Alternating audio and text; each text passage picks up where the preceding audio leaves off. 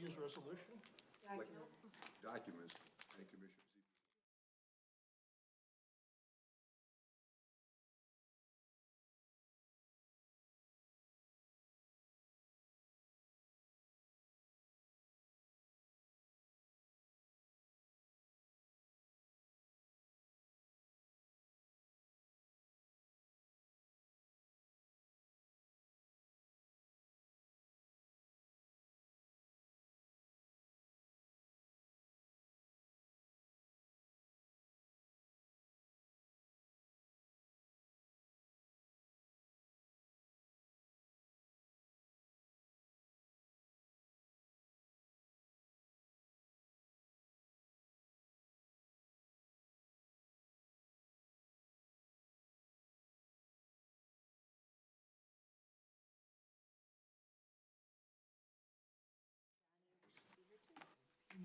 Yeah, we're just in the back.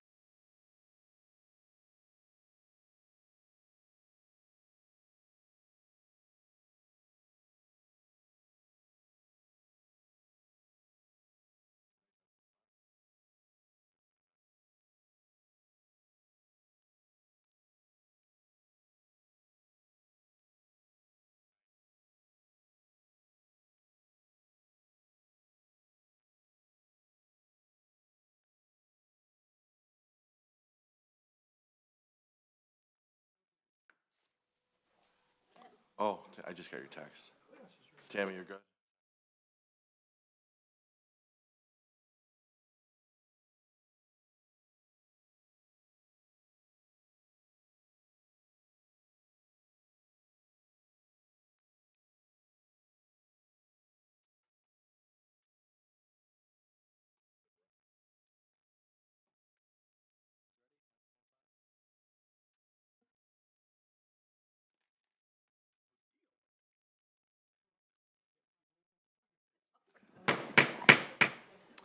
All right, I now have 7 o'clock on January 5th, 2022. I have our first meeting of the Charter Township of Orion Planning Commission. I would like to open the meeting. Can we have a roll call, please? Reynolds? Here. Gross? Here. St. Henry? Here. Urbanowski? Here. Walker? Here. Bracken? Absent with notice. Gingell? Here. We have a quorum. Okay, thank you very much. We do have a joint public hearing tonight with the Township Board of Trustees that you see here on your right here tonight. So at 7:05, we will transition from our regular meeting to our public hearing for PC case 2021-90, Ridgewood Plan Unit Development Concept located at 625 West Clarkston Road, Sidwell 0915-226-007, the vacant parcel west of 625 West Clarkson Road, Sidwell 0915-226-006, vacant parcel east of 625 West Clarkson Road, Sidwell 0915-226-008. The applicant is Insight LLC, is proposing to rezone the properties from single-family residential 1, which is R1, to planned unit development PUD to construct 50 townhomes on approximately 11.37 acres. Prior to getting to 7:05, I'm just going to go over the process here tonight. We will, like I said, we will close our regular meeting, so there won't be any deliberation on the project until we resume that meeting after the public hearing. We will ask the Board of Trustees to open their part of the public hearing process. We'll have the petitioner essentially make a brief presentation and an overview of the project. And then at that point, we'll allow public comment and questions for the project as the public hearing proceeds. Please direct those comments to myself as the chair of the commission. We will make a tally of those comments and questions. We will also proceed with reading citizen letters. We will have an opportunity as both the Planning Commission and the Board of Trustees to provide comments. There'll be some opportunity to answer those comments and questions from the petitioner tonight, and then a brief opportunity for all of those people and all of the participants here tonight to provide additional questions.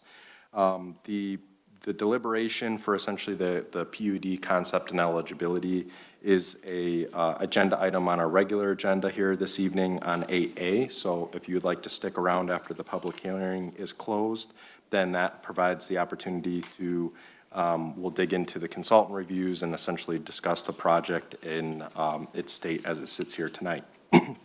If you would please, when you come to the podium, please limit yourself to 3 minutes so everyone has an opportunity to ask their questions and provide their comments. If you haven't done so already and you plan to speak, please sign in at the front door, the table just outside, so we have a record of who's speaking for our record. And from there, we'll take a brief recess here for a couple minutes, and at 7:05, we'll open the public hearing. Thank you.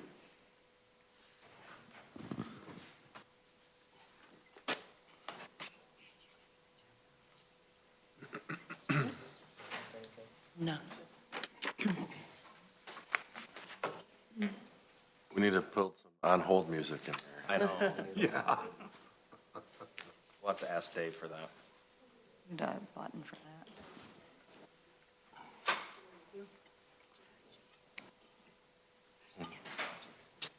Yeah. One night.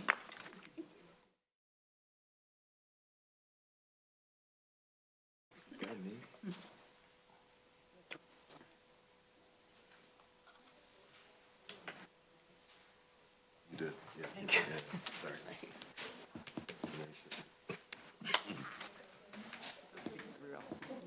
Maybe they might have missed Saturday.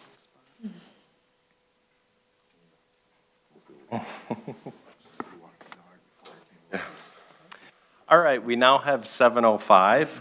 If the Board of Trustees would like to open their public meeting as part of our evening, and then we'll open the Planning Commission side. Thank you, Mr. Chair. I'd like to call the special meeting of the Orion Township Board of Trustees to order. Clerk Schultz, would you please call a roll?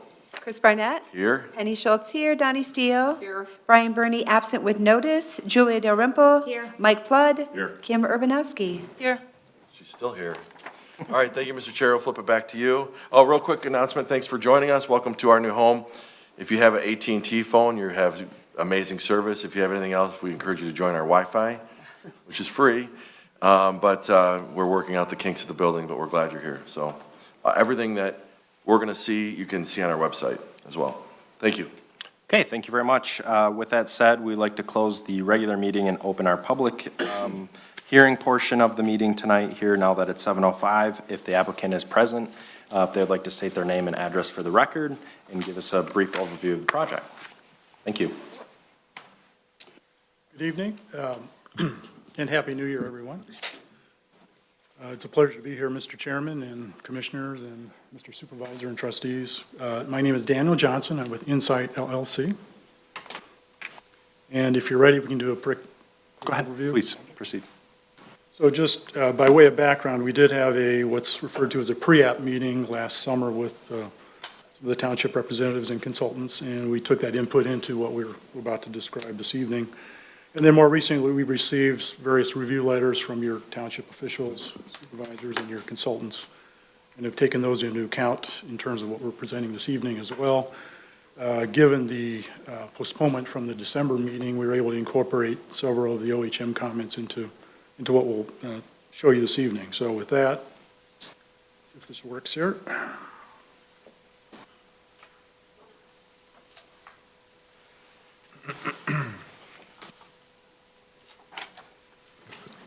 So we refer to this project as Ridgewood. It's on Clarkson Road, south side, 625 West Clarkson. So one of the driving reasons for the project is the housing shortage, and that's not a surprise to anyone, I'm sure, here. But Zillow, commonly read real estate publication, most recently November, indicated that the housing situation is quite tight, as you can see here. Similarly, Oakland Press Tribune earlier last year, same headlines, and this goes on. National publication referred to as Urban Land, which is designed for, or written for many real estate professionals and people in the planning world, reiterates that need as well. And then every year, the Harvard University does a housing study that incorporates projections and what have you, demographics for the housing. And in 2021, they reiterate this particular issue with the housing shortage, and it's just really just getting worse as time goes on. And then part of that study, they talk about demographic trends. And here you see in this example is that the population growth is obviously going up, but the share of the demand for household growth is really under 35. So you start to see the millennials coming into the picture in terms of housing need and housing ownership. Again, this is more recently, actually, just after the December meeting. Headline, Wall Street Journal, millennials are supercharging the housing market. So you've got a combination of things going on in terms of demographic changes. You've got empty nesters coming in as well. SEMCOG, which is a publication that's actually referenced in your master plan. This shows regional growth for southeastern Michigan, and as you can see, underlying there's a population growth expected. And then we got into your master plan, looking at your master plan. I know this is going through a review right now, and so this is referencing the 2015 document, and let's pull a few things from that for reference when we started to look at this project. So in the executive summary, it references as a goal, community goal, is to provide a variety of high-quality housing types at a range of density and lot sizes. So that's one of the cues that we took in terms of putting this proposal together. In terms of the next point would be encourage alternative housing styles. And they reference empty nesters here, condominiums, but also attached single-family dwellings.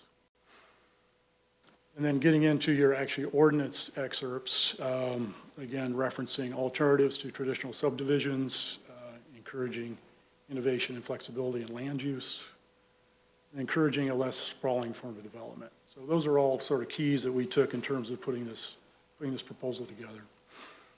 And then, again, this is from your master plan, and obviously you're working on an update, but just a couple specific points about, this is the future land use plan. Within the proximity to the site or the location of the property, you've got single-family, medium-high density use that's planned for across the street, immediately across the street, and you general commercial uses about a quarter mile to the east on Clarkson. So you've got some other things going on that would be considered, sort of higher density in nature. And again, the property location, which I mentioned earlier. This is an aerial photo. You'll notice, of course, that the western portion of the property is primarily open space, and then as you go, particularly to the southeast, there's a wetland area that is in that area. You'll see a use to the west, which I think is partially used, and then you'll see Clarkson Road is on the north. The site actually there's really three parcels that comprise the site. This is a survey, and you can see the three parcels depicted there. The site generally falls from north to south or north to south, southeast. A couple photos of the property. These were taken in late November before the leaves fell, of course, but you can see this is looking south as you're on the western portion of the property. Similarly, looking more south to southeast. And this is looking from the property to the structure that's to the west. And then the existing structure that's on Clarkston immediately to the west of the property. Neighboring property photo. And so, as I mentioned, the pre-app meeting earlier, this was again in the summer, we came with a concept plan, and we had input from the consultants and from the township officials. And really three main things came out of that discussion. There were others, but primarily three that would affect planning. One was the fire department requested another access point onto Clarkston. Number two, more of a visitor parking inclusion in terms of guests that would be visiting the neighbors. And then number three, an architectural component of the plan to take into within your ordinance, there are considerations for garage frontage and elevation setback ordinance requirements, and take those into account when you get into the architecture. We'll talk about that in a minute.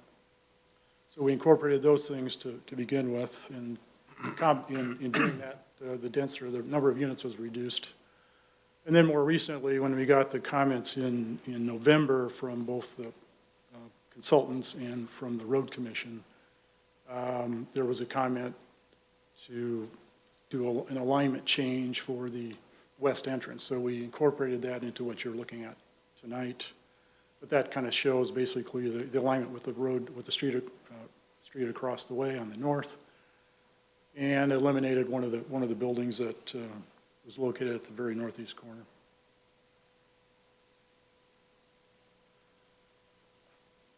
Okay, so here's the concept site plan. So, as I said, we tried to take full advantage of the western portion of the site, which was primarily open in terms of land area. You can see in the very lower right-hand corner or southeast corner is a wetland area there, which is preserved. And then the units are a combination of 4 or 5, townhouse type units that are located around the site. And in all cases, we've got green belts that are along the west property line, the south property line to the extent that there's new construction, and then across the north property line.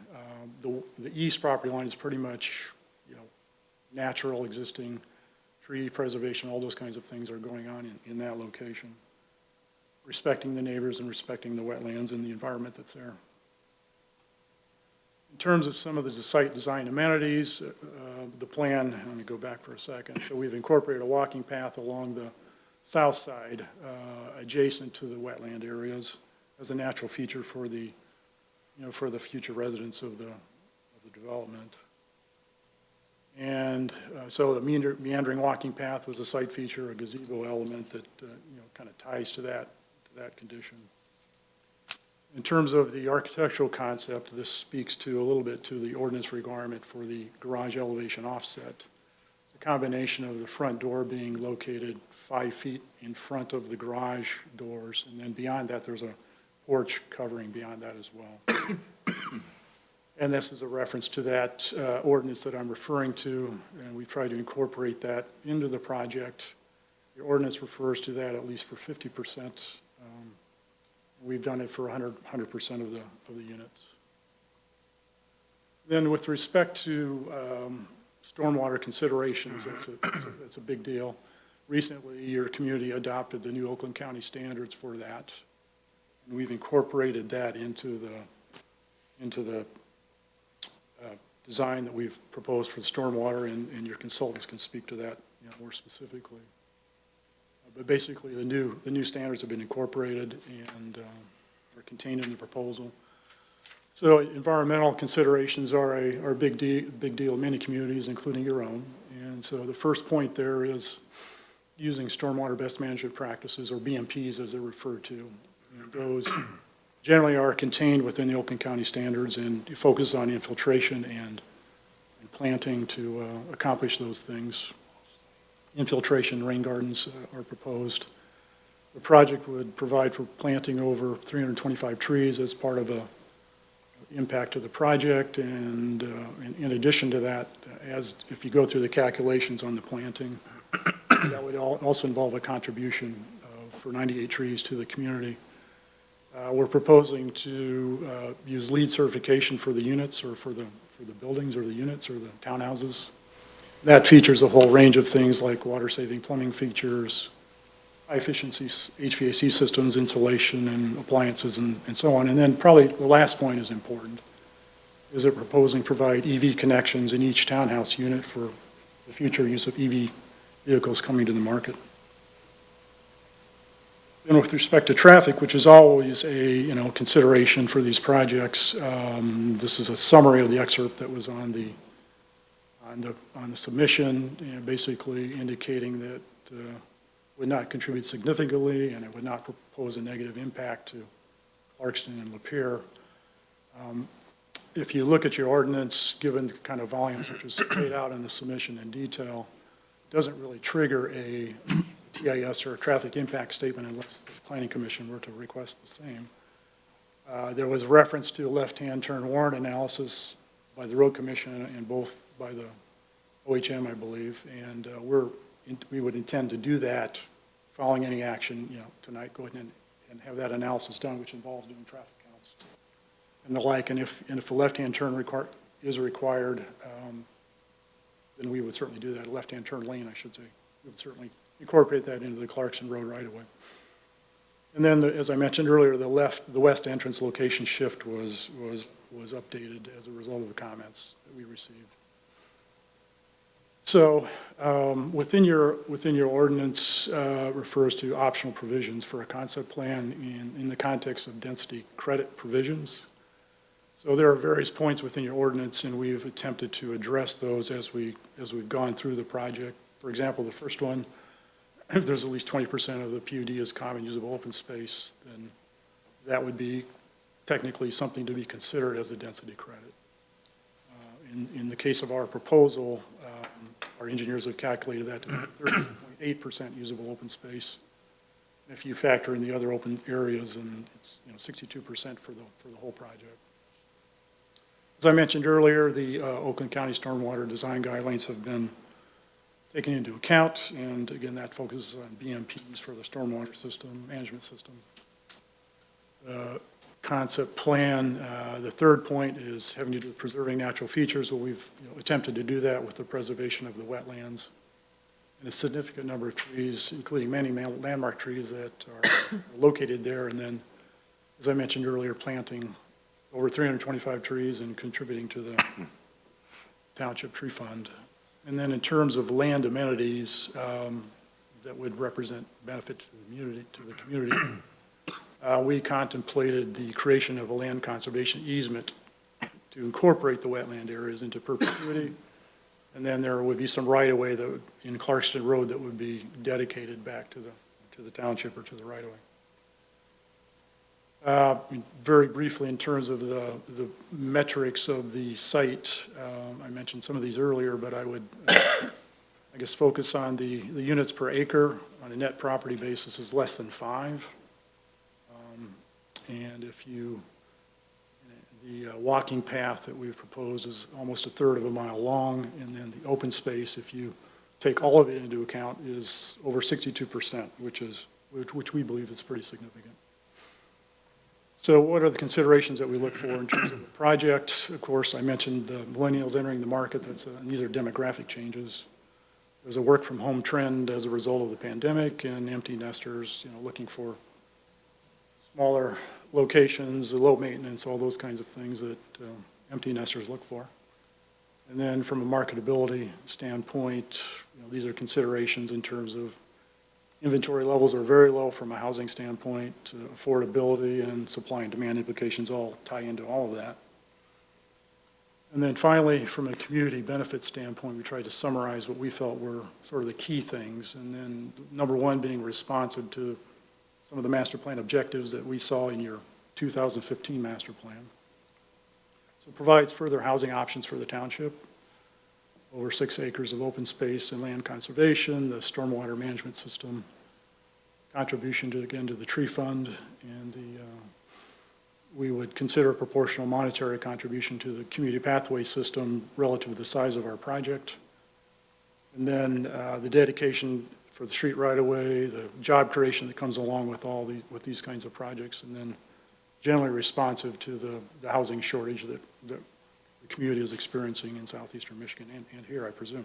So, with that, I'm happy to answer any questions when you see fit. Thank you for your input.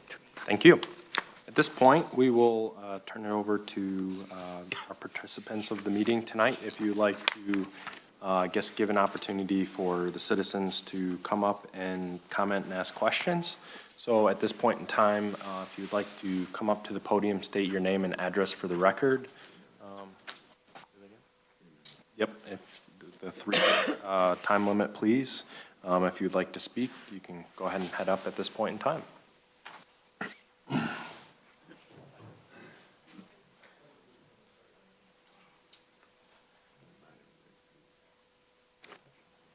Good evening. My name is Mike Howard. I live at 606 West Clarkston Road, directly across the street from this new improvement here.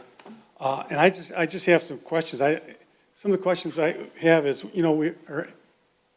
we're already putting in a subdivision like over on, I think, Bald Mountain Road behind Myers.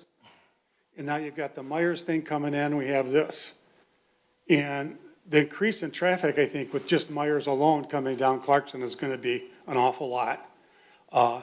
Since we got that road paved a few years ago, the traffic has been miserable. It's just been fast. Nobody goes 45 or 50 down there. I've had seen kids set up their motorcycles under a back wheel, or some guys, they come around that curve from Elk Lake there, and they just nail it. So, this to me is gonna be more traffic. There's not gonna be, doesn't look like there's gonna be a traffic control. As that one exit where Fairleigh is, Fairleigh comes out, I think where you just added that exit there or moved it down. So is there gonna be a traffic control at that light? That's the thing that concerns me. Are there going to be, is this like a senior citizens townhouse development? Or is it a family development where we have kids there in the grower community and have people grow up in the community instead of just move here and finish their last years? It's a nice community. We moved out here. I coached wrestling at a couple other schools, and I've gotten to know the area here, and I really enjoy it. We do have a lot of emergency traffic coming down Clarkson Road. I don't know why that is. I think there's a fire department or fireplace, but usually in the summer there's 2 or 3 of those vehicles coming down at high speed. So, and I think that's about all I have to say. I'm just concerned about the number of people in new traffic, especially with Myers coming in, because we're going to have more people coming eastbound on Clarkston than we have now. So if you get Myers, and I think I saw in the thing we had in the mill is 90,000 square feet. That's a pretty big grocery store, and the farthest we go now is to Kroger. It was great having Hollywood there, but that's gone. So, but I think that's important. I think the traffic control is going to be the biggest important thing there. For getting in and out of traffic, it's difficult some mornings anyway, except before COVID, because of everybody's going to work. Now there's not as many people going to work, but it's still difficult at times to get out there. And you see the guys coming around the road from the west side. So I would just ask you to take that consideration and get to know how many families that's going to be in there. Is it going to be another 102 cars per family at, 50 units? Is 104 cars going to be coming in and out of there? Or is this going to be families with teenagers and stuff and maybe add another 50, 75 cars?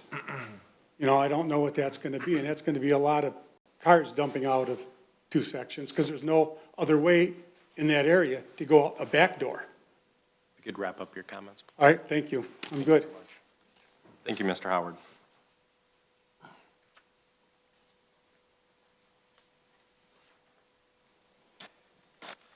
Hello, I'm going to time myself and try to be respectful of everyone's time here. My name is Josh Sawicki. I'm from 1169 Hemingway Road.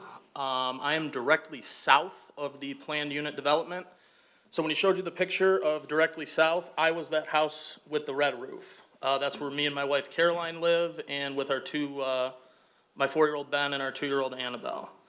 I'm here tonight, and I have practiced this speech, so I'm going to wrap it up, but it's going to be in 2 parts. One, why I'm against this, and kind of my personal feelings on it. So in our area, and I know for sure the Fairleigh, they're not allowed to build on more than 25% of their property. They are, right there, just said 38%, 38.8% of the buildable land is going to be used. I don't really think that's fair. I know for a fact there was a guy on Merritt who had to take his roof off to take it down 2 inches to beat a code. All right, so, I mean, if we're going to do that to someone that's going to be right across from where this unit is, I don't really think it's fair that I can only build on 25% of my land, but we're going to come and build on 38.8% of this land. That's just one of my factual things that I found. One thing, I don't know if anyone here knows this, there's not a single one. I looked up, I think 10 different multifamily unit developments in Orion Township. There's not a single one that is contingent to a residential 1 zoning. Not one. This development has 2. He said in his thing, and sir, you did a good job with that, and I just want to say for the record, I'm not against progress. I understand that this has to be developed and things have to be done. Not this, though.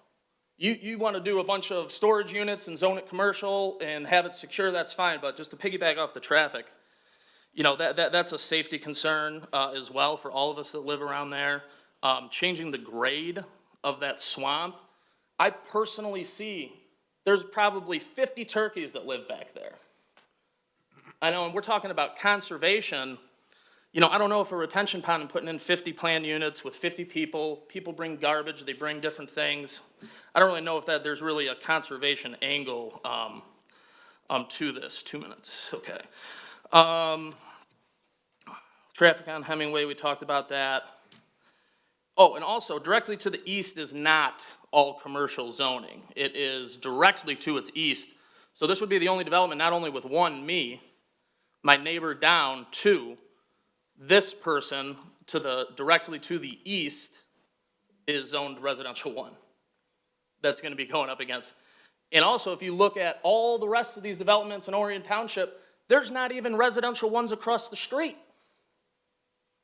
Not even across the street. So if you take that into account, we have this development is now going to be covered on 3 sides with residential 1 areas.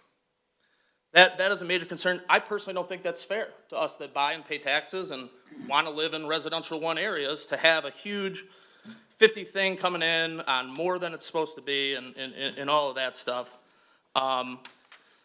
If, God forbid, this was to go through, one thing that I would personally ask you, sir, as the developer, and anyone else here, give me a little bit more, a little bit more space of coming back. The second design was better, and I ask that there's either a concrete wall, 8 feet high, or some type of berm that's gonna block noise, and with softwood trees that aren't gonna be, like 2 footers, 6 foot live trees, that's gonna be a buffer to there. Good work on rep. If I ask that. So yes, I am at 3:30 and I apologize. Thank you for your time. Please take that into consideration, and thank you for what you do for our township. For your comments. Additional comments, questions?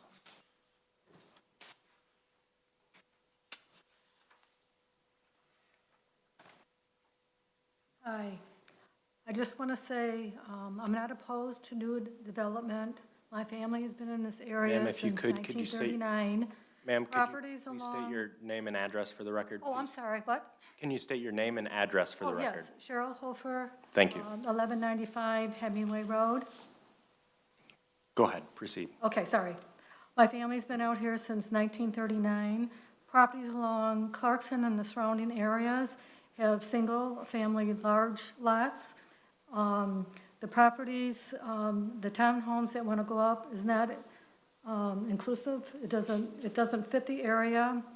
Traffic flow is already heavy at times. Hemingway now is used as a fast shortcut from Clarkson. I used to walk it, I don't walk it anymore. And my sister lives across from Basketball America. She looks out, it's backed up from the light from 24, all the way back there, and that's a distance. The area is also abundant with wildlife. I have tree frogs, Michigan blue-tailed lizards, sandhill cranes, wild turkeys, turtles, too many birds to mention. I believe the zoning would hurt this. I believe single-family homes are more suitable for this area. Thank you. Thank you.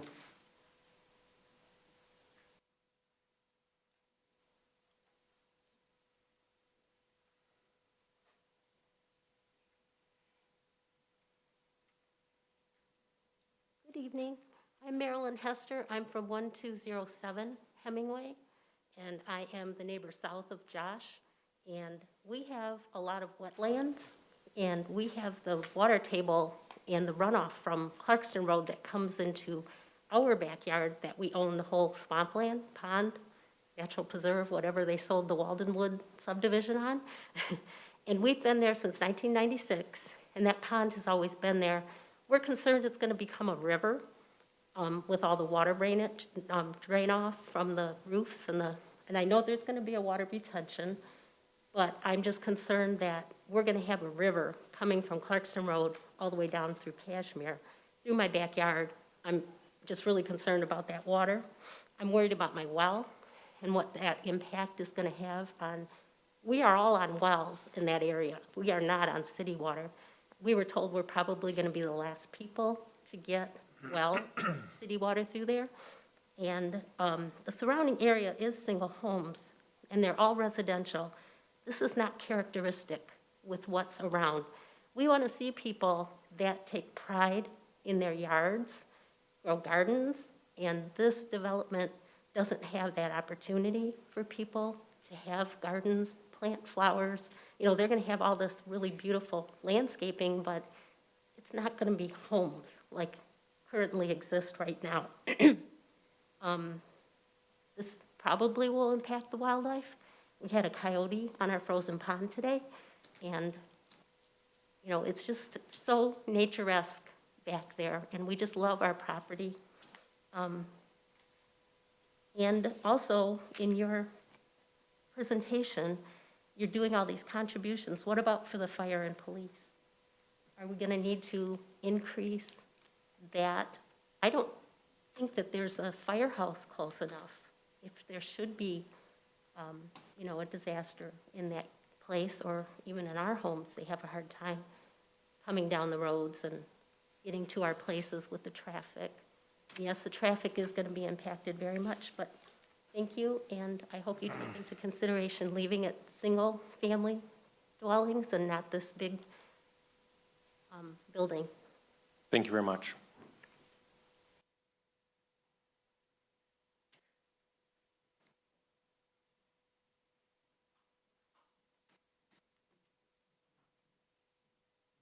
Good evening. My name is Tom Williams. I own 1160 Hemingway, 1180 Hemingway, 1198 Hemingway, and 1212 Hemingway. When there's a problem on M24, the traffic backs up on Hemingway so far, it's a half mile of people bumper to bumper trying to get onto Clarkston Road.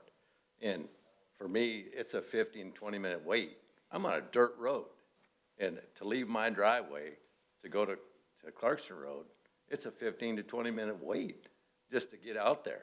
I mean, this development's not going to help that at all. The last time, I think, I've lived here for 62 years, so, you know, I've been around the community a while. The last time when they put those apartments up on Cashmere and M24, the police log of cops having to go up there all the time is crazy. I watch, you know, I look at the newspaper. You know, this seems awful close to us. You know, for our small community, I really don't want it in my neighborhood. You know, I've got 40 acres, and there's no multiple dwelling homes in that area. We're all single family, you know, residential one or whatever you call it. And I don't think it's right to change it. I think it ought to stay R1. So after 62 years, I hate to see it change. That's it. Thanks. Thank you. Additional public comments?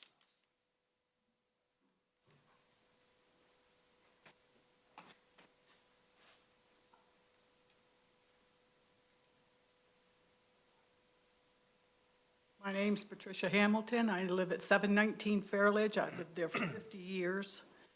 We were the ones that had to pave the road, but being Fairledge, it's the first street that goes straight through from Clarkston to Heights. So we get all those people tearing through there now. Their driveway is directly across from Heights Road. We have handicapped children on this street. And a lot of the neighbors are out walking their dogs, the kids are riding their bikes. What is this going to do to these kids? How safe is this to have 100 or more cars? Because they're going to fly through there. They do now, so. And it's already a cut through for everybody. And for us to get off Heights or Fairledge onto Clarkston Road, sometimes we have to wait 5-10 minutes to make a left-hand turn to go to 24 now. What is going to happen then? I'm not against development. The houses would be fine, but 50 buildings is a bit much. It's just gonna put too much traffic and be too dangerous to these children. Thank you. Thank you for your comments. Additional public comments, questions?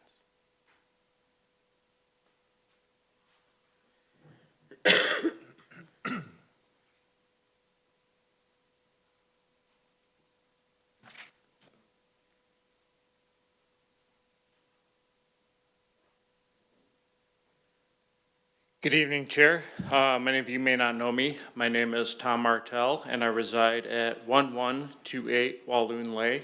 I'm a relatively recent movie. Me and my family moved in at the end of 2019, early 2020, and have been blessed to have a very nice community to come into and to thrive. And when we got this information passed out to us, it kind of caught us off guard, because when we first came into the area and we started to do exploring, we realized that we thought it was a very nice, serene, secluded area. We had a lot of woods and waters and things that kind of kept us away from the city, but still had that kind of a hometown feel to it. One of the things that we had done is we had walked around the entire sub, and we had noticed that there are many lots that are not even developed in the rear part of that subdivision. Now, I don't know the history or the story behind that, and I am for progress, but you know, why are we even considering building new buildings when we have yet to address these eyesores and these eye blights sit in the back of our current facility? That pose not only blight, but is also a health concern for my 6-year-old and 4-year-old, who often are out there playing in the pile of woods and things like that. Another concern that I think I'd like to share, and I share the sentiment with a lot of my colleagues here, is the runoff, the watershed. My property is adjacent to the lowland, the protected waterland. And I would like to know what type of guarantees are afforded to us to prevent any incidental damage caused by flooding that could potentially take place if we were to get too much water into our facility. Saw the plans, they look beautiful, but it does look like you have a lot of hard surface, a lot of high albedo, which could certainly impact the way that the section or the new development would impact our way of life into the community. So those are some of the concerns that I have, in addition to the wildlife, Mr. Chair. We do have, my wife has a hobby of trying to catalog everything that we see. We've got numerous wildlife. We've seen the fox, we've seen the coyotes, we've seen the deer, we've seen the turkey, the wood duck. Where would all these go? You know, where's the home or the plan for these people if we relocate them somewhere else to a different area? So my concern would be, let's find a better spot. I'm not against progress. I think we need to continue to develop the community. I just don't think that this specific location is the right one at this time. I thank you, and I yield back. Thank you for your comments. Additional public comments? All right, at this point, can we have a tally of favor or against letters that were submitted? Sure. Okay, so we had 4 letters submitted from a Kate Erdman, a Raymond Greach, a Rocky Stout, and Neil Porter, who owns Vet Products of Michigan. And they are all opposed to the development for many of the reasons that were brought up by the public over the last half hour. Okay, thank you very much. At this point, I'll turn it over to my fellow planning commissioners for their comments, questions, concerns. Go ahead. I just have one question, and I'm curious as to how you arrived at 50 units on the site. It doesn't seem to correlate to anything.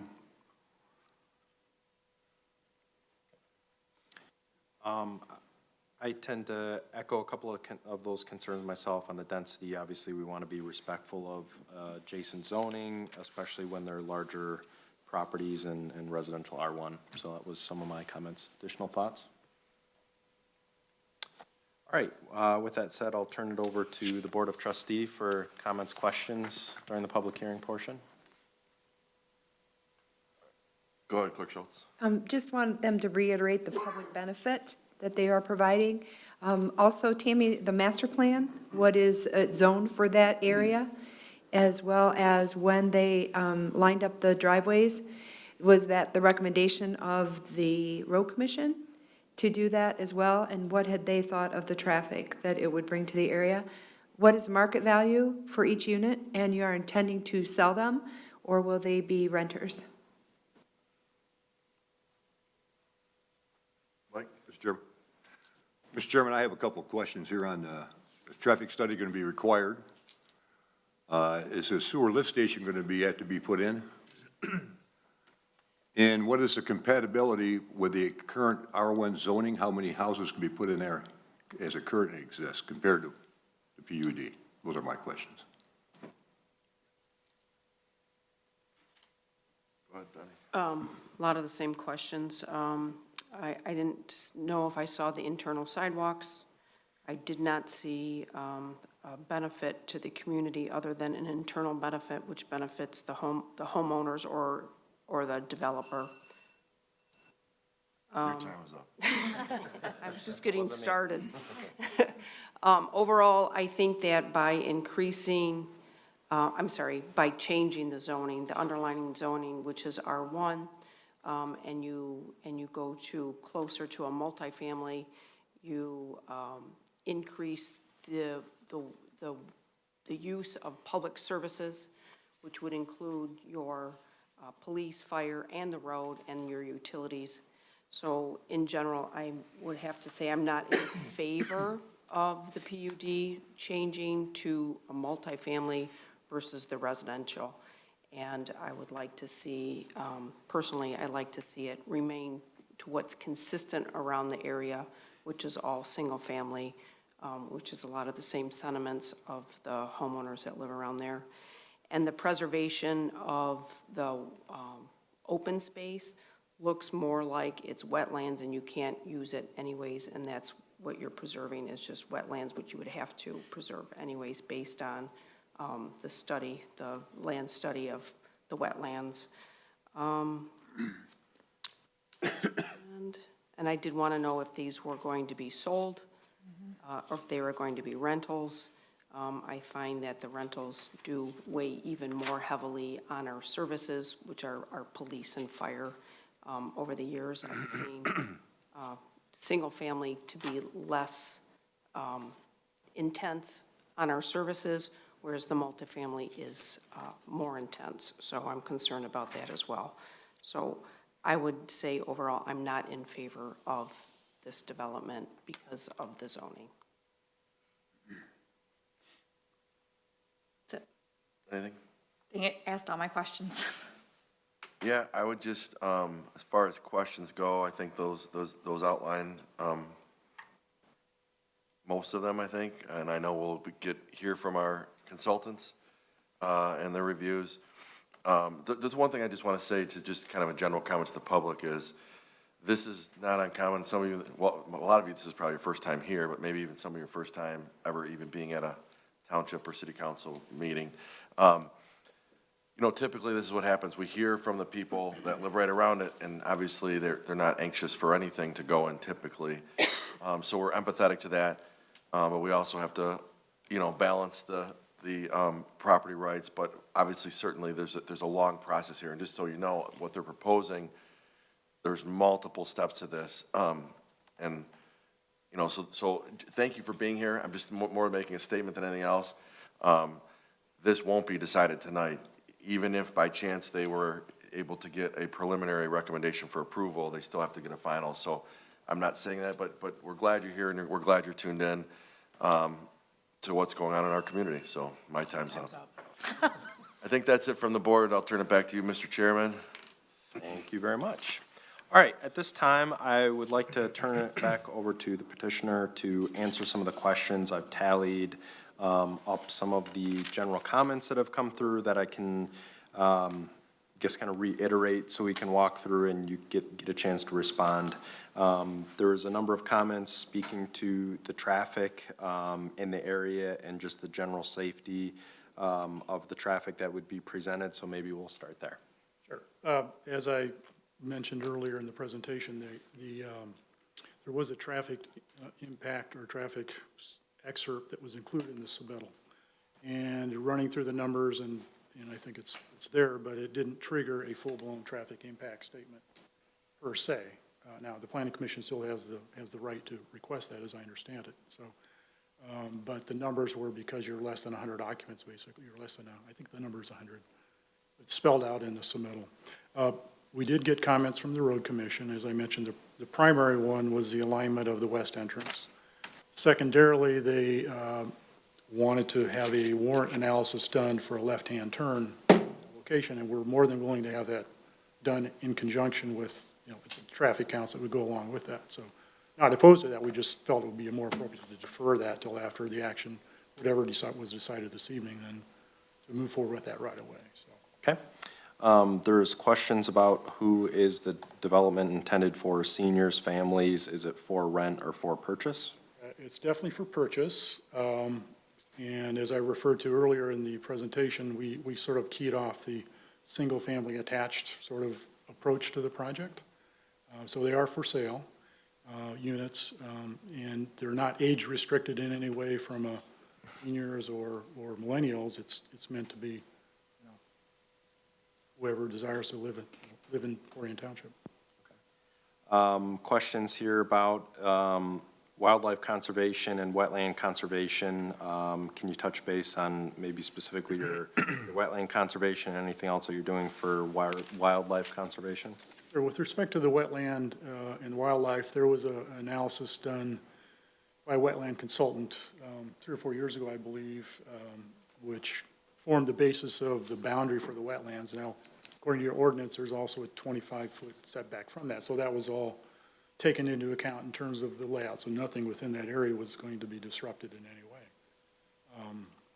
More recently, one of the comments that came from OHM, I believe, had to do with a question about another potential wetland on the site. So we had our wetland consultant go out again and look at that and provide an opinion, and that's in the package that was submitted. This was in December after the initial comment letter was received. And basically, the resolution of that or the findings were that this particular small area was not a wetland. That was taken into account. There's a number of questions about compatibility with adjacent uses and existing land uses. Can you touch base on that? Well, again, we looked at your future. Part of this goes back to your master plan, which is, as you know, a document that's adopted by the community. And if you look at the future land use map, and maybe I can pull it up here.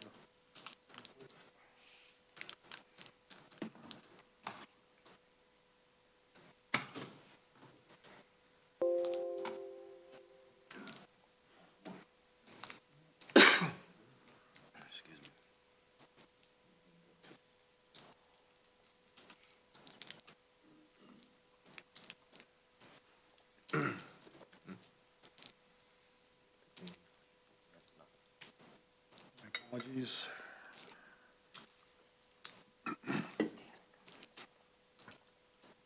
So again, this image is contained in your master plan. So on Clarkston Road, and I'll see if I can blow this up, but on the north side of Clarkston Road, your future land use map refers to a single-family medium high-density use, which from a unit per acre basis is 5 and up, I believe.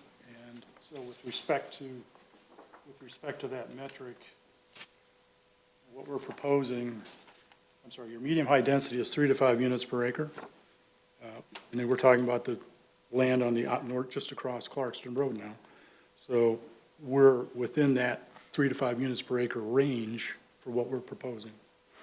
So that was our, I guess, it was our general terms on the density. We did through the course of our pre-app meeting, the number of units came down. The course of realigning the driveway, the number of units came down. So we've made some adjustments along the way in response to various comments that we received.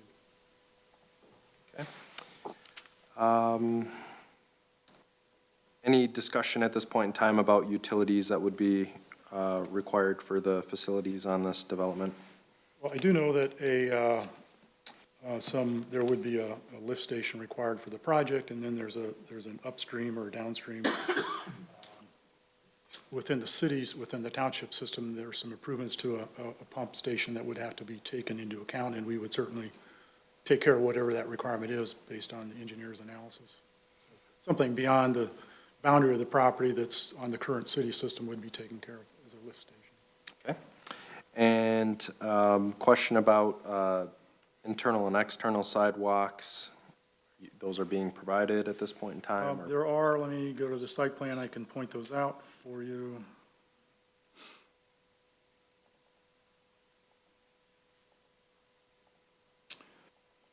So,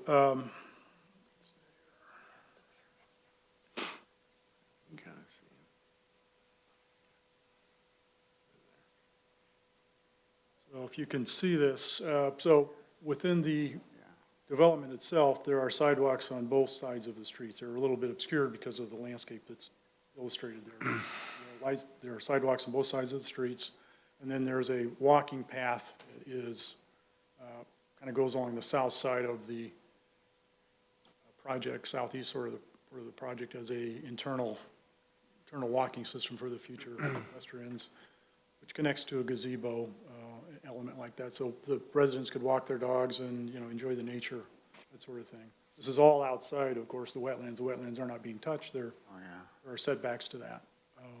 Then along Clarkston Road, you have a pathway system, and you're required to put something in, which we've illustrated here. Now, whether that actually makes sense or not, because it doesn't connect to anything, is a question, and maybe as a suggestion, maybe that the value of that is used somewhere else, in the township, rather than connecting to nothing.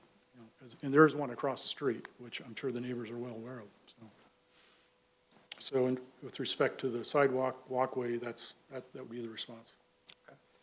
Can you touch base on the community benefits that you're providing with the PUD development? Sure, let me, Question about what's being proposed. again, just to summarize that. Again, taking our cues from the master plan, there were certain objectives that were stated in that had to do with housing. So we're keying on those if that's that's maybe not a benefit per se, but it's a guide to what we've done here. It does give the township more housing options, which options are always, always good for people in the housing market. The open space and land conservation, those are again requirements, but they're also amenities to the property, and certainly preserves the area to the southeast, the wetlands, and we would, again, as I mentioned earlier, put that conservation area into perpetuity, make an easement out of it. The stormwater system, this is all required, so not necessarily a benefit, but I think from an overall watershed standpoint, this project would control the stormwater in the latest and greatest standards from Oakland County, which involves infiltration and rain gardens and those kinds of things. Contribution to the tree fund, I think, is derived from the tree calculation, so we're doing that as a requirement. But it would be a benefit to the broader community. We talked about the pathway system before, whether we can, move or put the pathway that we're obligated to construct somewhere else and then add on to that. That's a discussion point. Right-of-way dedication, the job creation, and the, general response to the housing shortage that we're all, society's dealing with. Additional planning commission members, any other items that were written down as public comment and question that we have not hit at this point?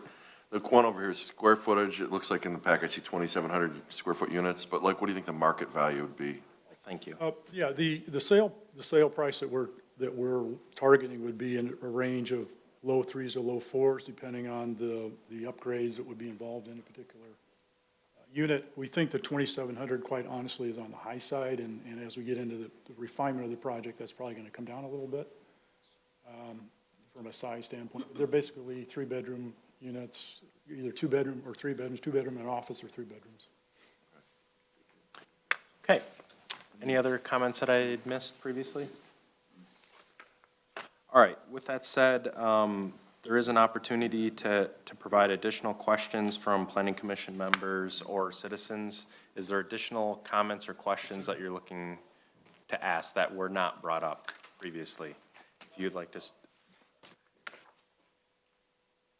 new topics, new questions, if you'd like to come up. Come up to the podium, please. You want to state your name, we'll give you 90 seconds to state your, thank you. Mike Howard, 606 West Clarkston Road. He mentioned 3 to 5 houses, I think, on an acre.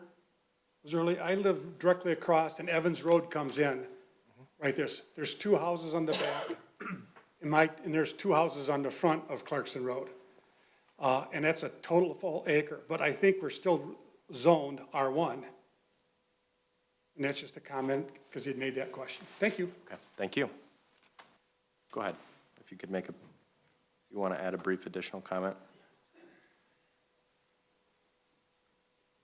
Josh Sawicki, 1169 Hemingway Road. When was the traffic study done? Can you? Scott, or Commissioner, when was the traffic study done? We will look at those dates. Because if it was done during a pandemic, I don't think that amounts to anything. And at the very least, I would request a traffic study. It seems they're trying to circumvent that because of some type of thing, but at least that would be helpful. Thank you. Thank you. Any other additional topics?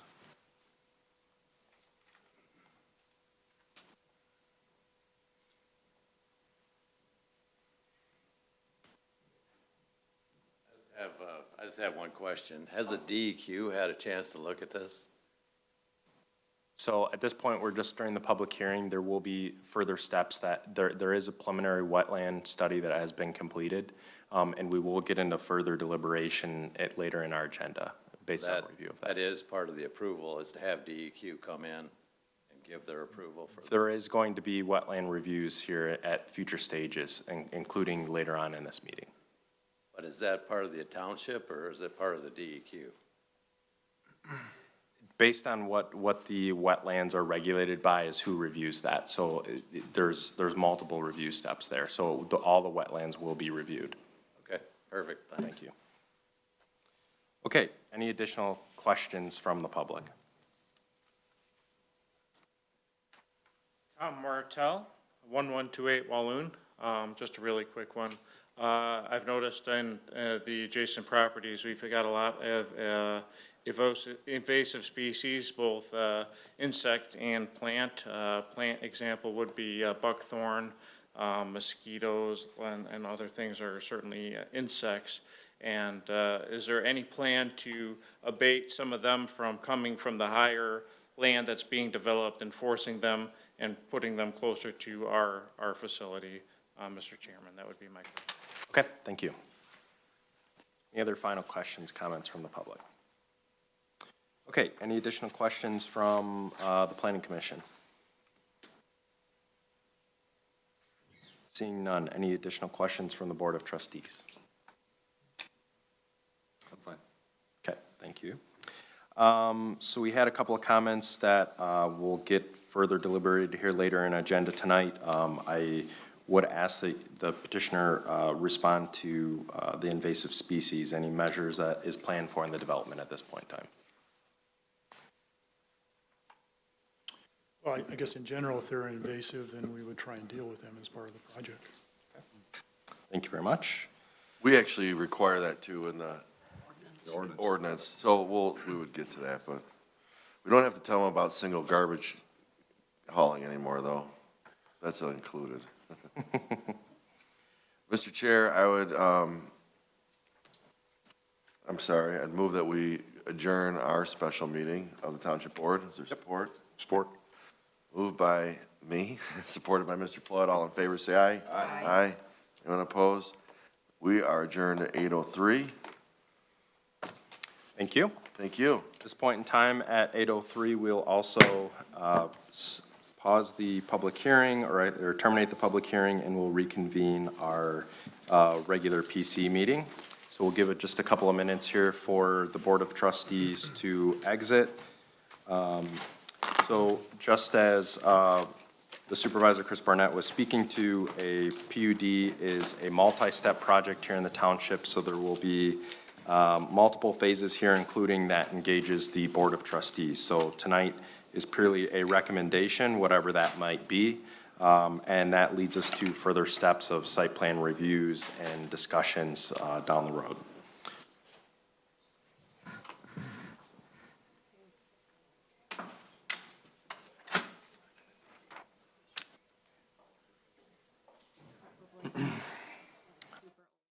Okay, now that everyone's had a chance to exit the room, we will continue on with our regular meeting, which leads us to item 3, election of officers. It is a new year here.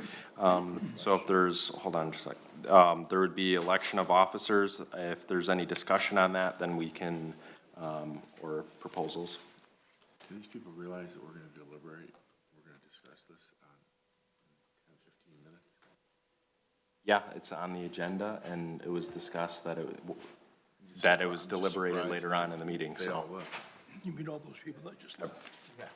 Everyone, I guess I tried to make that clear that there was further steps later in the meeting, that we weren't just done. I think you did mention it 2 or 3 times. Okay, thank you. Absolutely. So with that said, thank you, Mrs. Gerling. With that said, if we want to proceed with election of officers, any discussion, proposed roles, acceptance of roles? You don't realize that. Mr. Chair, I'd move that the current officers be nominated to maintain their current positions. Support. Okay. I have a motion, I have support. Mr. St. Henry, do you agree to maintain the same position? Yes. Okay. Mr. Gross, obviously that includes yourself since you're a motion maker, and I would entertain proceeding with the same position myself. Can you make the motion? So, since we have a motion and a second on the table, motion by Mr. Gross, supported by Mr. Walker, further discussion? Any public discussion on the motion? All right, I will do a roll call. Mrs. Urbanowski. Yes.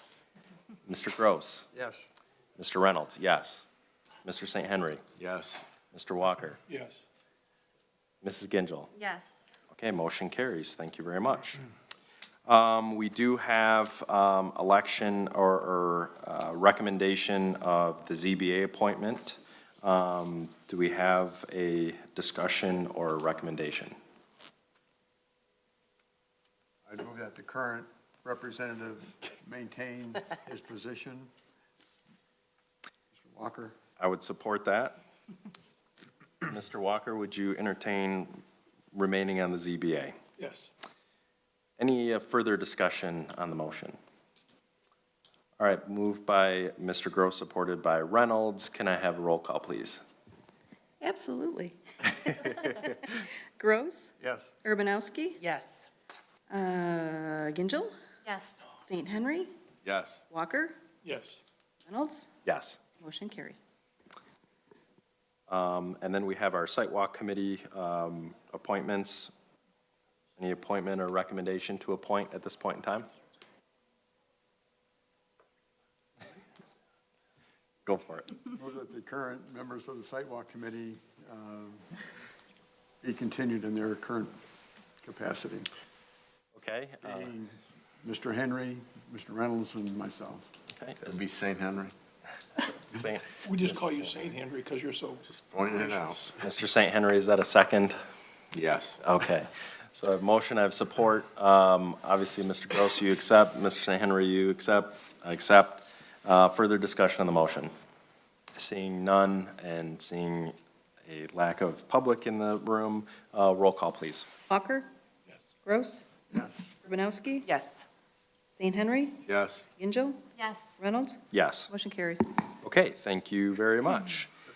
We have two sets of minutes in front of us tonight from December 15th, both our master plan workshop meeting minutes and then our planning commission regular meeting minutes. Is there any discussion on those minutes? If not, I'll entertain a motion. Mr. Chair, I recommend that we approve the minutes as presented. Support. I have motion support. Any discussion? Seeing none, any public discussion on the motion? All those in favor, please stay with aye. Aye. All those opposed, motion carries. That leads us to item 5 on our agenda. It's our agenda review and approval. Any discussion? If not, I'll entertain a motion. Mr. Chairman, I move we approve the agenda as submitted. Motion, do I have support? Support. Support by Mrs. Gingell. Further discussion?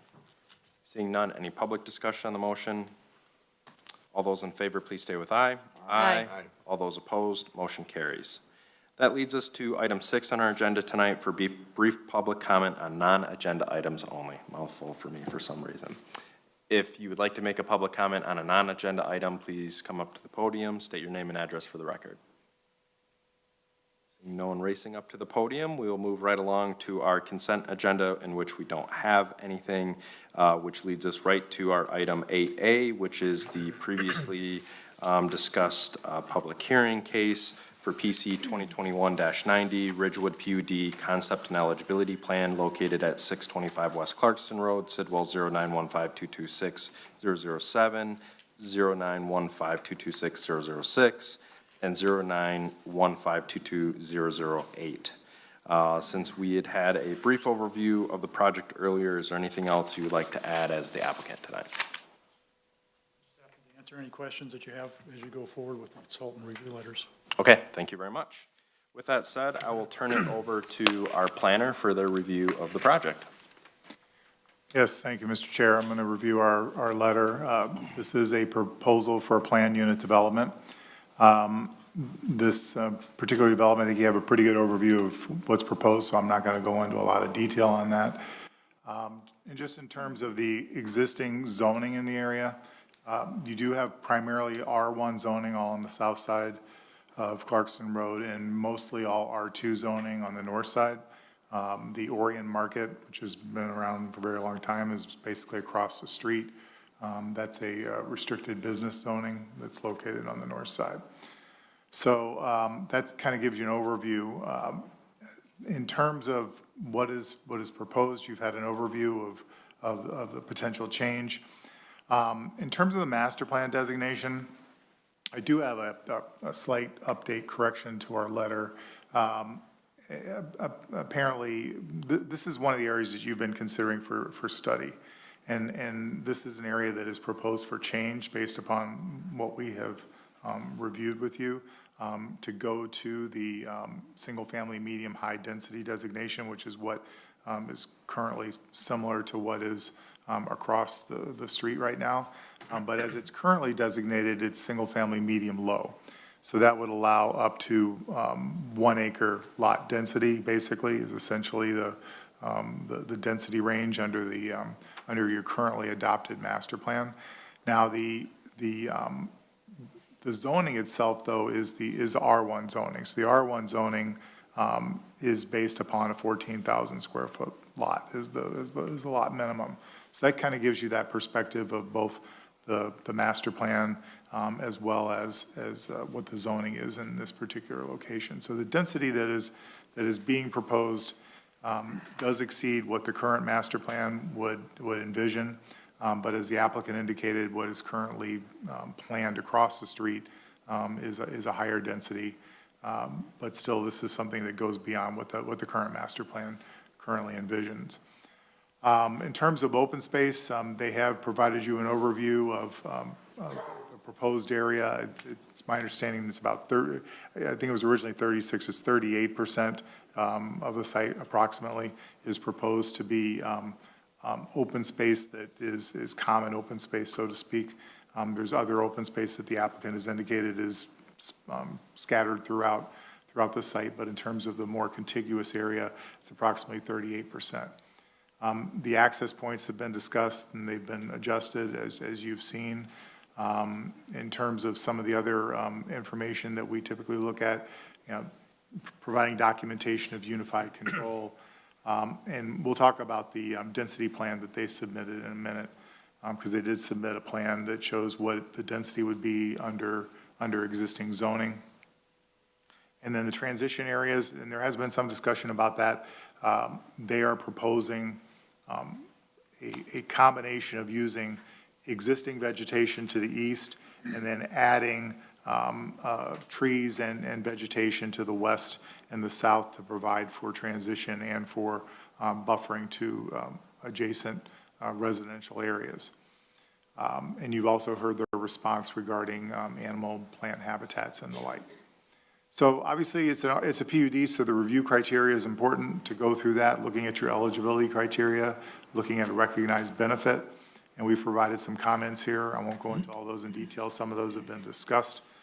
So that would be certainly a component to consider as part of your consideration this evening, whether or not that is in fact being provided.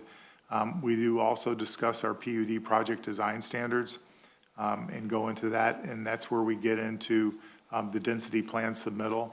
The density plan that they submitted yields about 1.3 dwelling units per acre, and they're proposing about 4.4. So that kind of gives you a perspective of what the current zoning would allow, which is about 1.3 according to that plan that they developed, versus approximately 4.4, which is what they're proposing. So that's your difference. And so you do have the ability to look at options for density credit increase. That's what the PUD process is all about. And so you would want to consider those ordinance requirements as part of that. You've got that regulatory flexibility component as well. They're looking for a relaxation of the front setback requirement for the R1 district as well.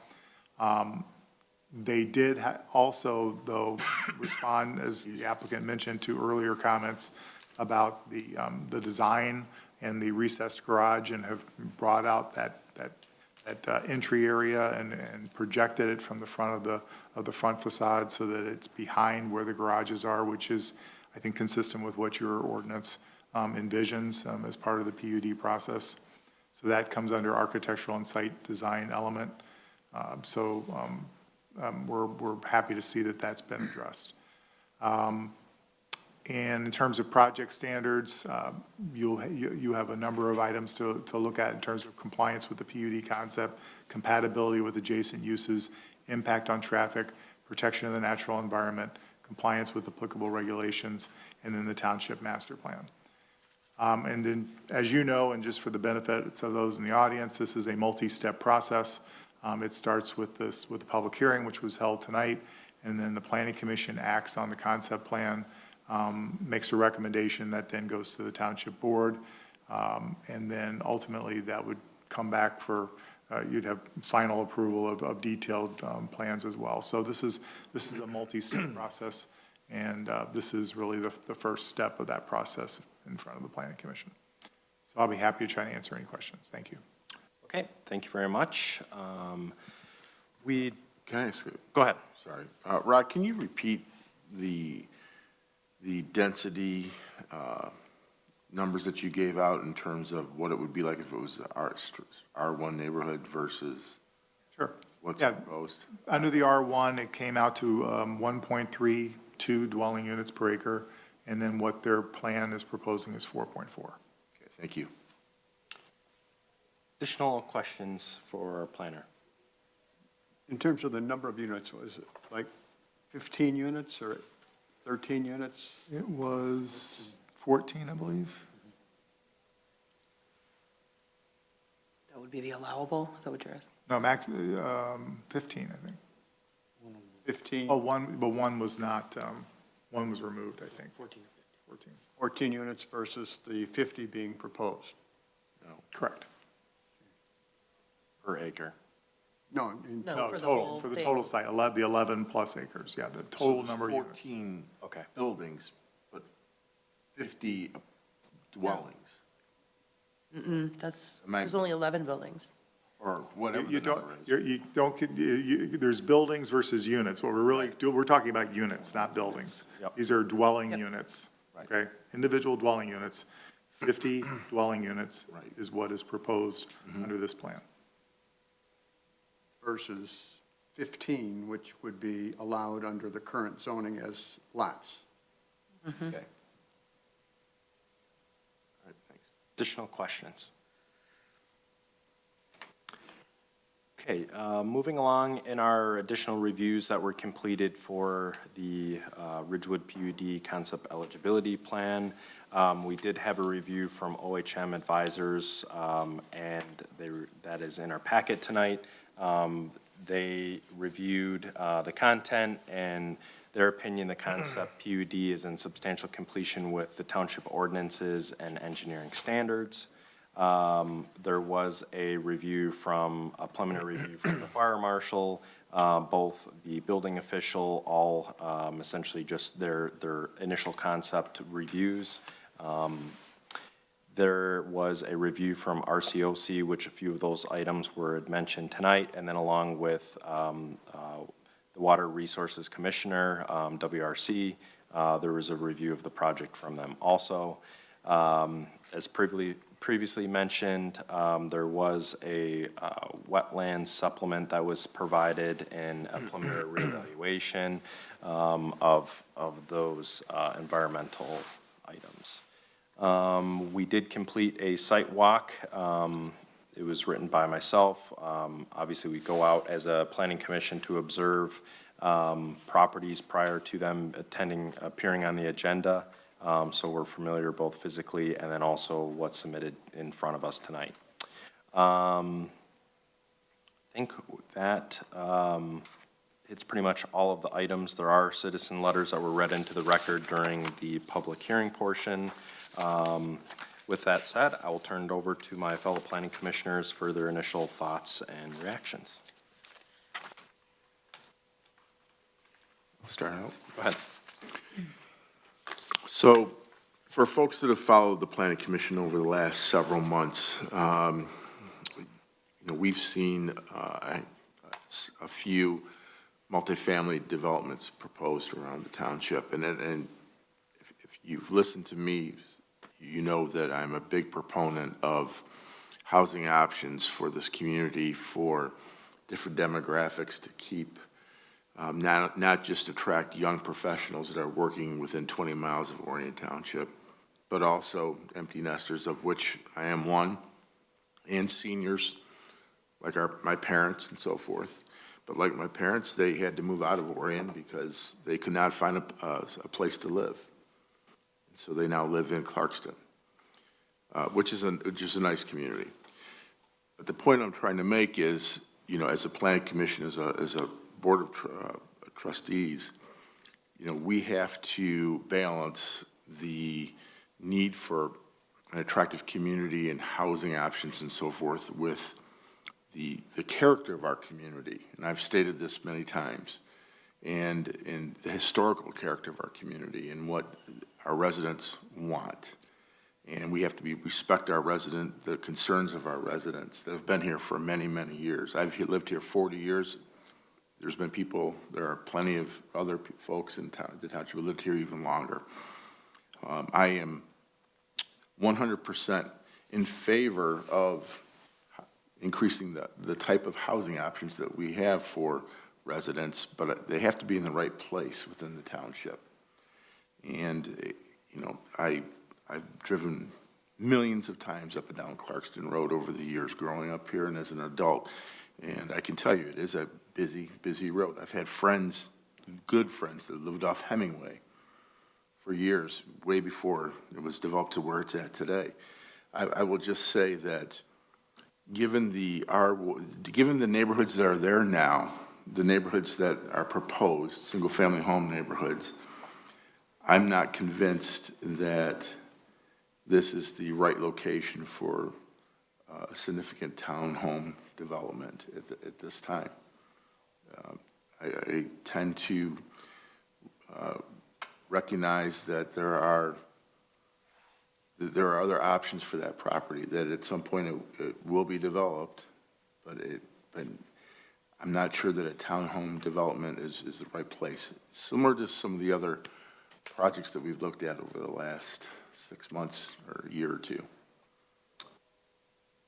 And it's the only other point I want to make is that you know that I don't think much of formal traffic studies versus reality.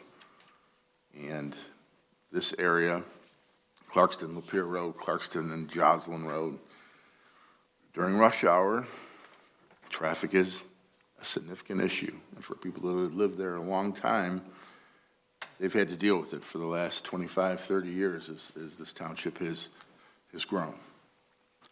Thank you. Additional thoughts? Mrs. Urbanowski.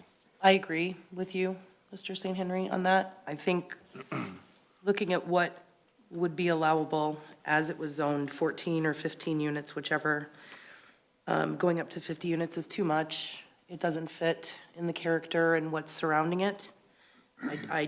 I lived off of Heights Road between Hemingway and Fairledge myself, and sorry to say that I used maybe those roads once or twice to get to Clarkston. It was convenient. So I understand what you're saying there, and I've seen it firsthand. The density is an issue, and then I just also have concerns about, the wetlands and stuff, and I understand that, the recognizable benefit, it always kind of comes back to us at this point that it's wetland conservation when, I think in reality, you really can't do anything with it. So is it a choice that you're making to conserve that wetland as part of the benefit, or is it just a convenient thing to say?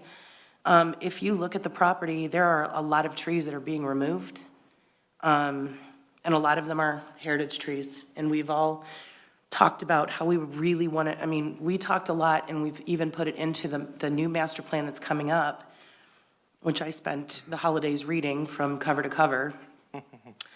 And we're a Tree City, USA, and I think we need to remember that and respect that. And so I would like to see less trees coming down. I know we don't have an option all the time, but if it wasn't as dense, we wouldn't have to take as many trees down. I also have concerns, and I'm looking at, there are reviews from our Public Services Department. It says that there are no issues with this, but, we have new developments coming in and they all need lift stations. Well, we as a township take care of those lift stations. So that's actually not a benefit to the township. It's something that we're gonna have to handle moving forward each time we put one in. Which is fine. We want people to move here, obviously. Again, I go back to what Mr. St. Henry said. I recently had family move here as well, and they didn't have many options for places to go. And, again, as part of the master plan, our economic development and stability relies upon new housing for people of all different, styles. I'm just concerned that we keep seeing developments that are sort of like not really cohesive with what's going on around them. And there are plenty of places that we have been looking at. There's the Biz and Baldwin and all of these other places. I just think that there are better areas for development like this, not on Clarkston Road. Thank you. Additional comments? Mr. Gross? Yeah. This is a concept plan submitted under the plan unit development regulations. And there are certain things that we have to abide by when we review the concept plan. The first one that comes up has been talked about already, is the density. And for the life of me, I can't figure out how 50 units was arrived at.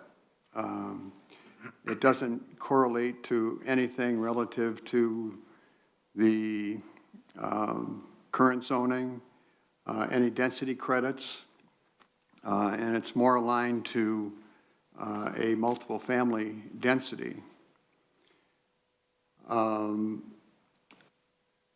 And if we use the multiple family regulations, then we get into what the multiple family setbacks would be, and they don't fit this plan either, because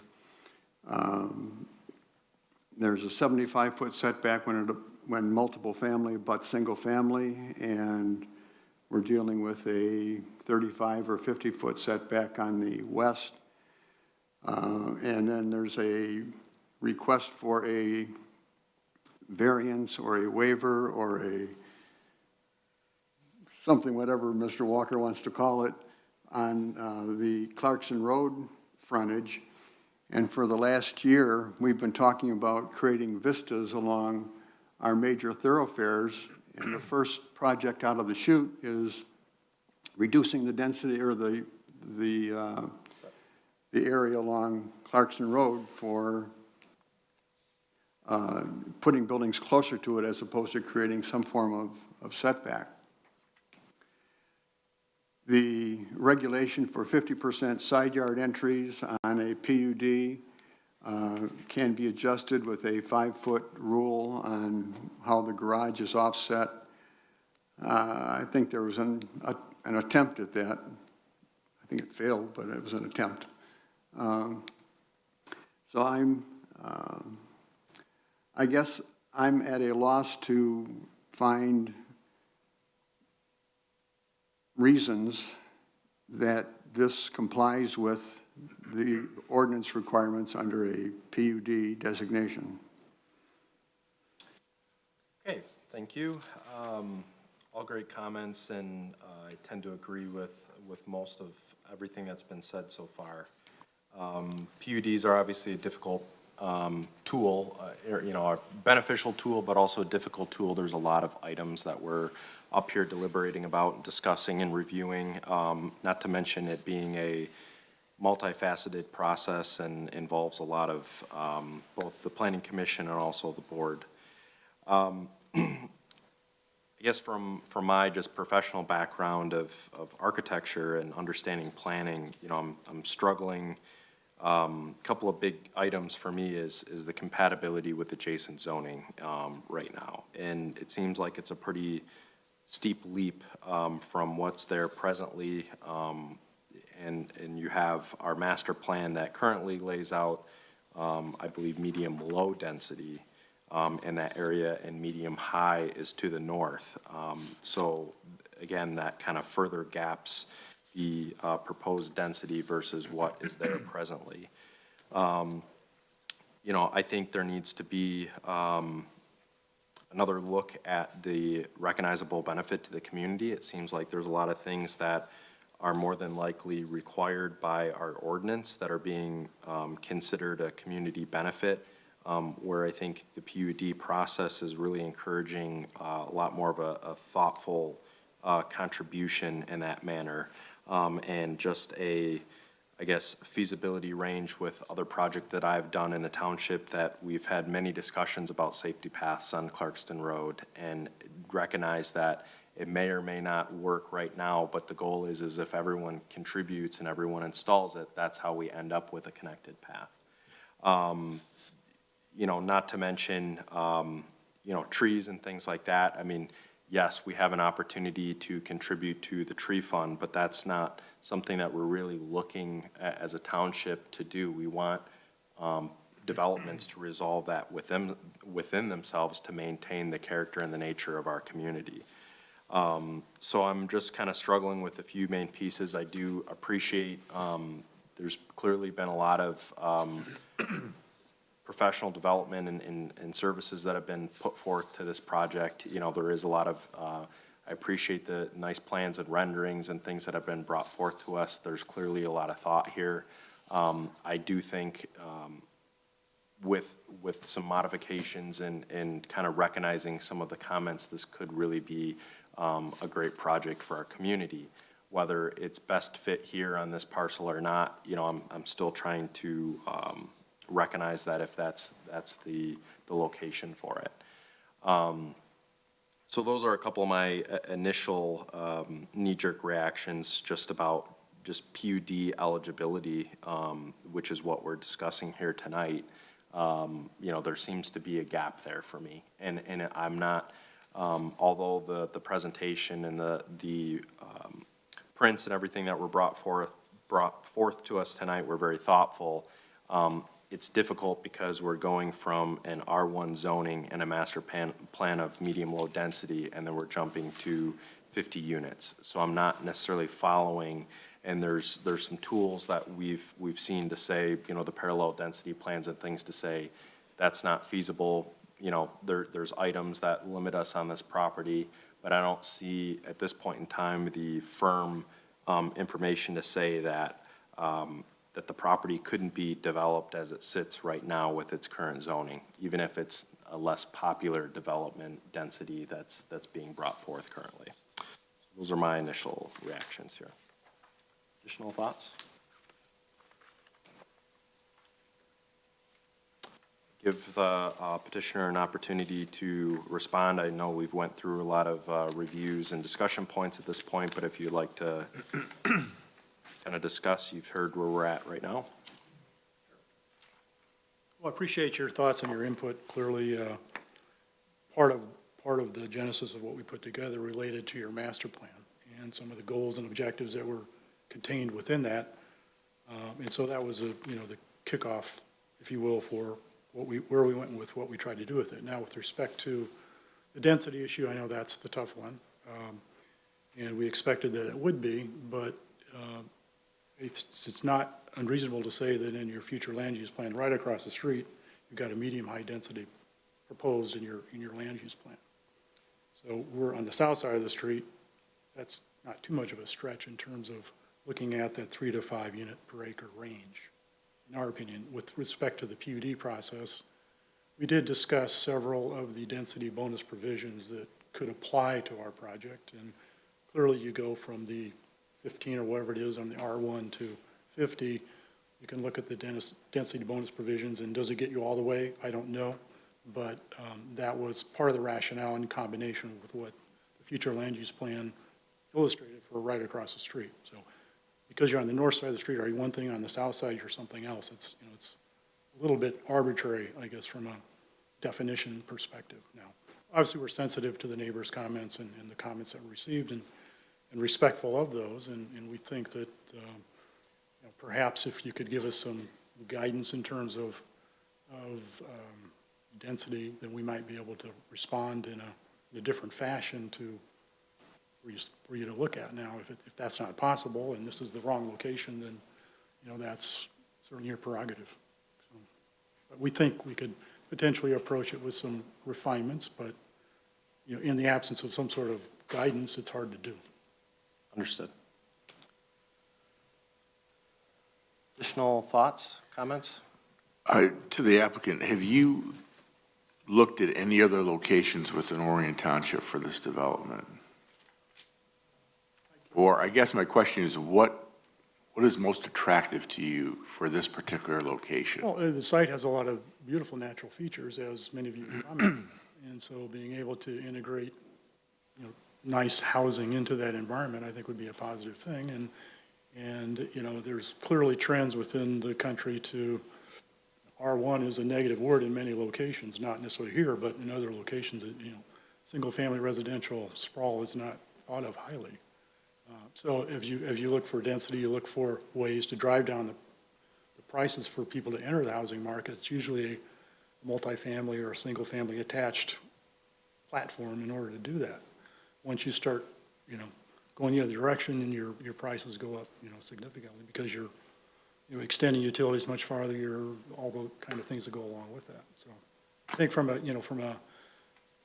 new home affordability standpoint, using a multifamily platform is the best way to get to affordability, in my opinion. I think in the opinion of many, many others. Additional thoughts? Just as a general response, we've had a lot of discussions as a commission, and if you may or may not know, we're working on our revised master plan and updating that.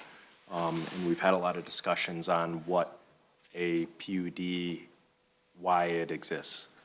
And there's been a lot of discussion on it's not a tool to leapfrog density or to get major density bonuses, but to recognize challenging parcels, projects, or to propose developments that recognize weaknesses in our community, such as the, missing middle, as we've discussed, right? And you touched on that tonight. So for me, our ordinance kind of speaks to, and Mr. Gross laid out some of those comments of, if we're going to parallel an RM density, then we should probably be looking at some of those criteria, those underlying criteria. I think, we talk a lot about, does it fit the neighborhood and does it fit adjacent uses? And even though it's a housing type, it doesn't necessarily mean that it fits with where it is currently. It might change in another 30 years, but we're looking at the snapshot of right here, right now. I hear the discussion of the difference of master planning one side of the road to the other. But those are also very different parcel sizes. By having residents that have multi-acre lots, to the south, to closer to M24, those are quarter acre to half acre lots. You go further west as you venture towards this property and others, they're at least acre properties or at least over 3/4 of an acre. And again, those are just outlined from where development occurred back, 30, 50 years ago. There's been, we do have a number of PUD developments in the community. We are supportive of development in many ways, and we understand that we need development to kind of connect this cycle and to fulfill these needs of the community. And I do think that townhomes and multifamily complexes do have a role in that. I think the bigger struggle for me is how it fits. And I think that the transitional zoning is a huge piece for me, to jump from one to the other without kind of saying, hey, we're bearing the property within it. So to go after a variance and then have the high density, that's where I'm struggling, to kind of weigh. It's kind of tipped to one side right now in my perspective. So those are just some of my additional comments. I don't know if anyone else has anything else to add.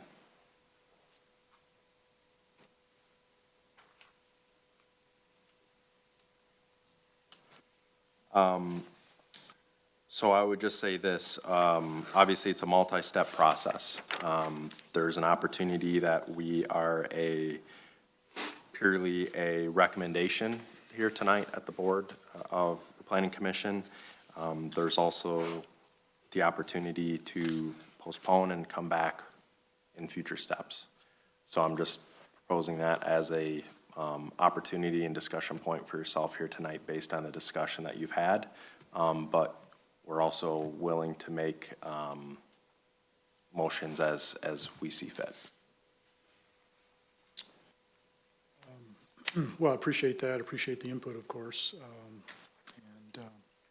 As far as, postponing it, and that would imply that we would come back with something else. But if conceptually there's an issue with that, then it begs the question, why bother? If there's some sort of guidance potentially in terms of, the community recognizes that a variety of housing options is important. What form that takes, if there's flexibility there, if the density is the issue, what level, is there a comfort level? If you look at the baseline current R1, and you look at the PUD provisions for density bonuses, and you look at what that could imply from a density standpoint. Is it 30? Is it 40? Is it something less than 50? Is there some guidelines that you could offer in terms of a range of flexibility there? And I'm not, I know this is maybe unable to answer this, but. So I would say this, obviously we're here to review, and discuss projects as they're presented to us. And all of us have our own perspective, and we could go down the line, but that's not what we're here to do.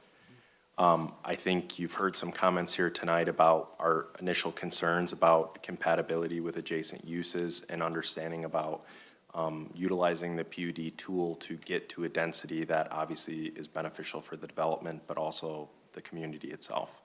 So I would encourage, I don't think there's a magic number in our head at this point in time.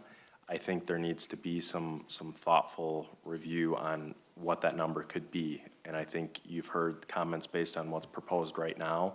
And then I also think there's some other criteria there that, as we've spoken to with the community benefit and a few of those other things that might, obviously influence the transition, setbacks, all of those criteria that, not to pick on Mr. Gross, but just, if you're gonna look at it as an RM density, what are some of those tools that you are implementing there that's making sure that that's recognizable? And I think, there are a number of good comments that were brought forth by the public tonight that probably echo a lot of some of our concerns. So whether, you feel they're warranted or not, it's a conversation as a community. So I think there's some opportunity to have some thought there to come back to us. I guess in light of that, then perhaps a postponement request would be the thing to do. Is there a time frame in which you would be looking to? Is it possible for me to get back to the township offices to give you a reply on that? I guess what we normally do within the motion is we at least just state a time frame, a reasonable time frame, so it's not an open case floating out there. We would provide you a reasonable time to, obviously, we know that there's time that would need to be considered to revise, discuss, review. So I'm open to a larger time frame if that's needed within reason, if there's something you're looking for. I would say somewhere in the range of 1 to 3 months, perhaps. Is that unreasonable? I would be in favor of 3 months if anyone else has any issues with that.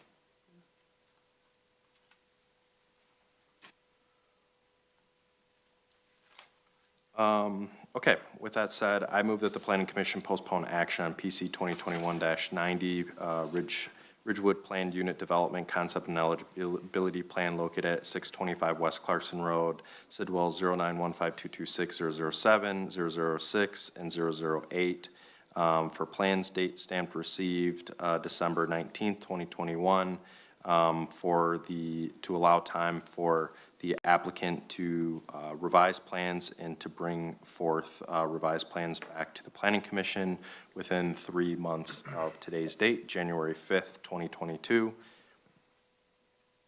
Support. Support by Mrs. Urbanowski. Further discussion? I'm curious a question for the applicant.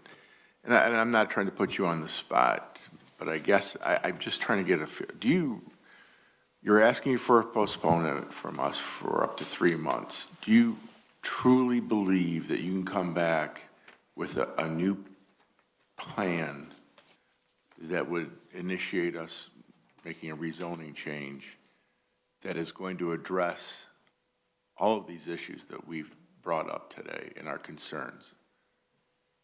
Well, I guess my point is, and I don't want to waste your time.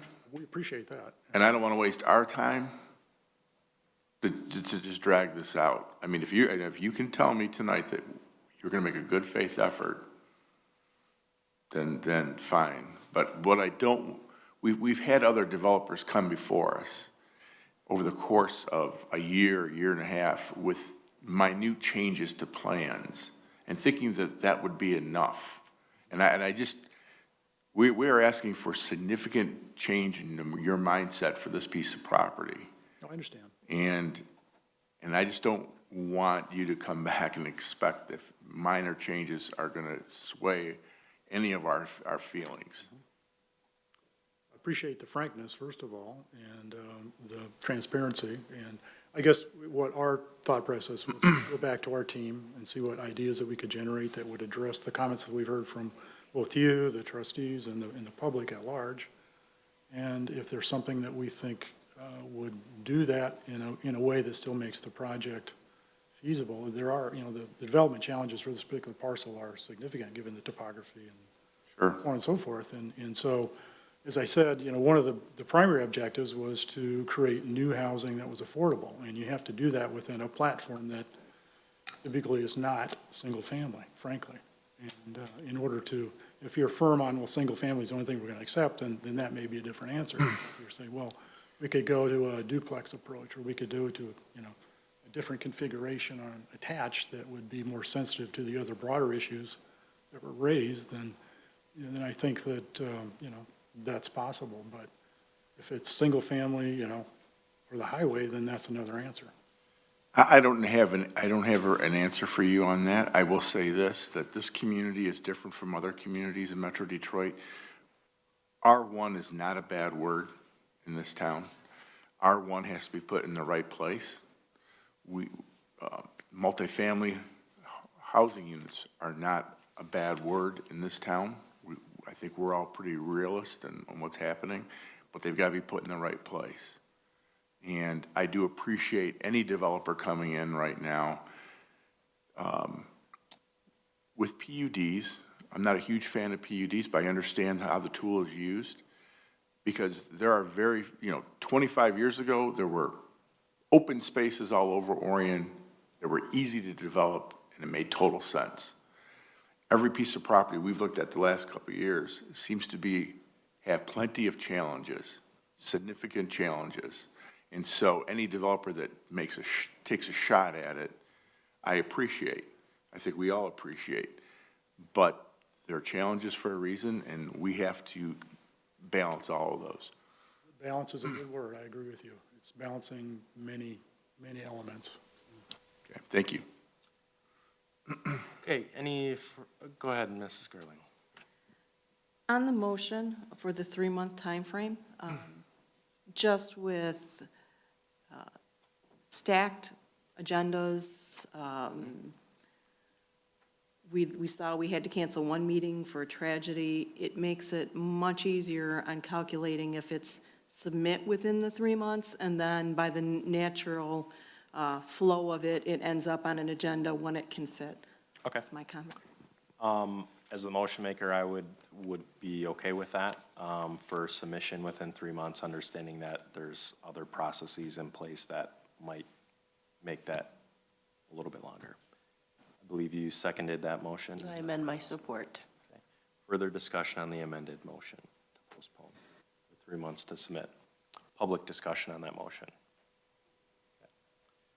Before we have a roll call vote, for those here present tonight, I would like to just make sure you're aware that you can always reach out to the Planning and Zoning Office. There isn't necessarily going to be another public notice for the project, but the Planning and Zoning Office is always willing to keep you up to date or notify you when it is going to appear on agenda. So our goal here tonight isn't to move it along so you can't be part of the conversation, but rather make sure we have the appropriate time, the applicant has the appropriate time, and therefore you guys have an opportunity to reappear if you desire to. So with that said, I'll entertain a roll call. St. Henry? Yes. Walker? No. Urbanowski? Yes. Gross? Yes. Gingell? Yes. Reynolds? Yes. Motion carries. Okay, so motion carries to postpone PC case 2021-90 for 3 months to their next submission date. Thank you very much to the applicant for your attendance this evening, and would like to just note thank you for allowing us to obviously cancel our meeting based on the events in our community and reappear at a later date, so we respect you for that. Thank you. With that said, we'll move right along to our next agenda item, which is PC case 2021-96, Naturibus DBA Society C site plan located on the south side of Delta Court on the west side of Giddings, Sidwell 09341000012.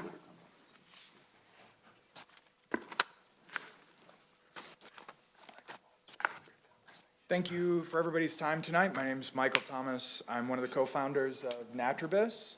We do business as Society C. It's kind of deja vu, other than a new building. So our GC, who I haven't seen since before Christmas, he had COVID, and he just informed me a few hours ago. If you'd like me to put up anything on the screen, I did email Tammy the elevations and site plan. But I can kind of tell you about our plans. We had submitted in early December. I was suggested that we go through and do revisions so that the plans are more acceptable. This is going to be for a retail provisioning center located right behind our cultivation facility that we just finished about 6 months ago. The site we're building at, the development there sat vacant for over 20 years. 2.5 years ago, when we were before the Planning Commission and we were approved for that site plan, we started construction last June. The entire development was sold out. I'm sure you're all aware now. FedEx built out their parking lot. There's some other cannabis-related businesses there. And we purchased one of the last remaining vacant lots for a provisioning center.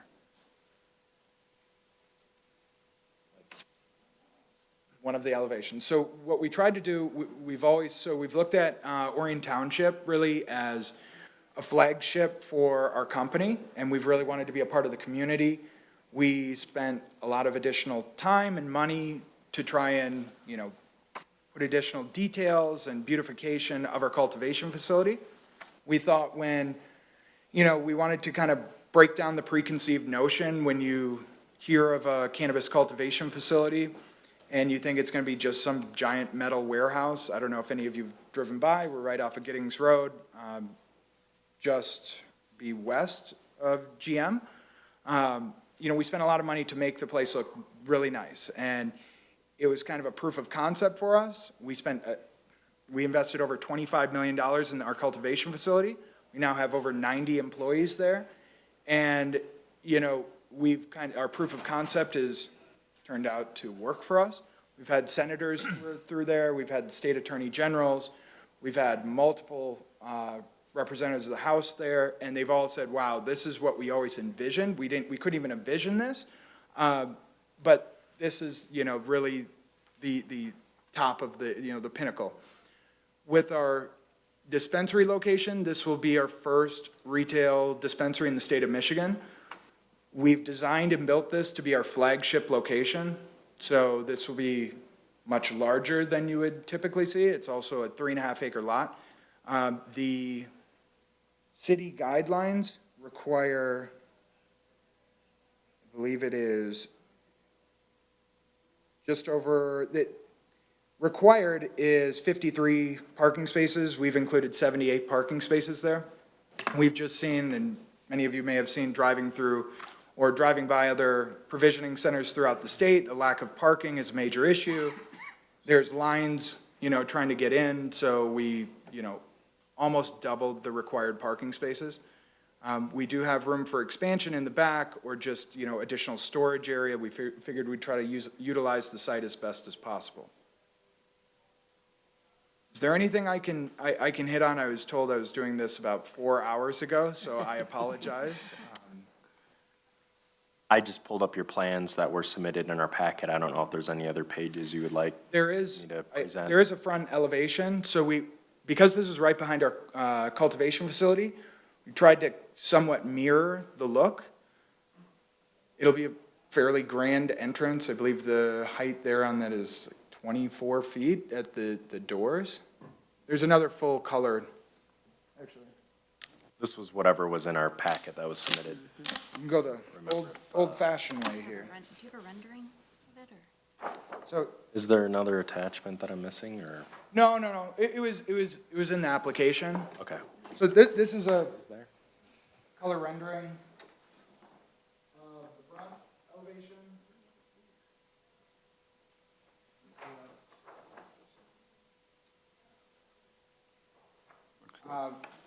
We expect to employ another 30 to 35 people there. So between both facilities, we'll have approximately 120, 130 employees there. Some of them very well-paying positions. And again, this will be a flagship. So we wanted to kind of build, and we did it with the cultivation.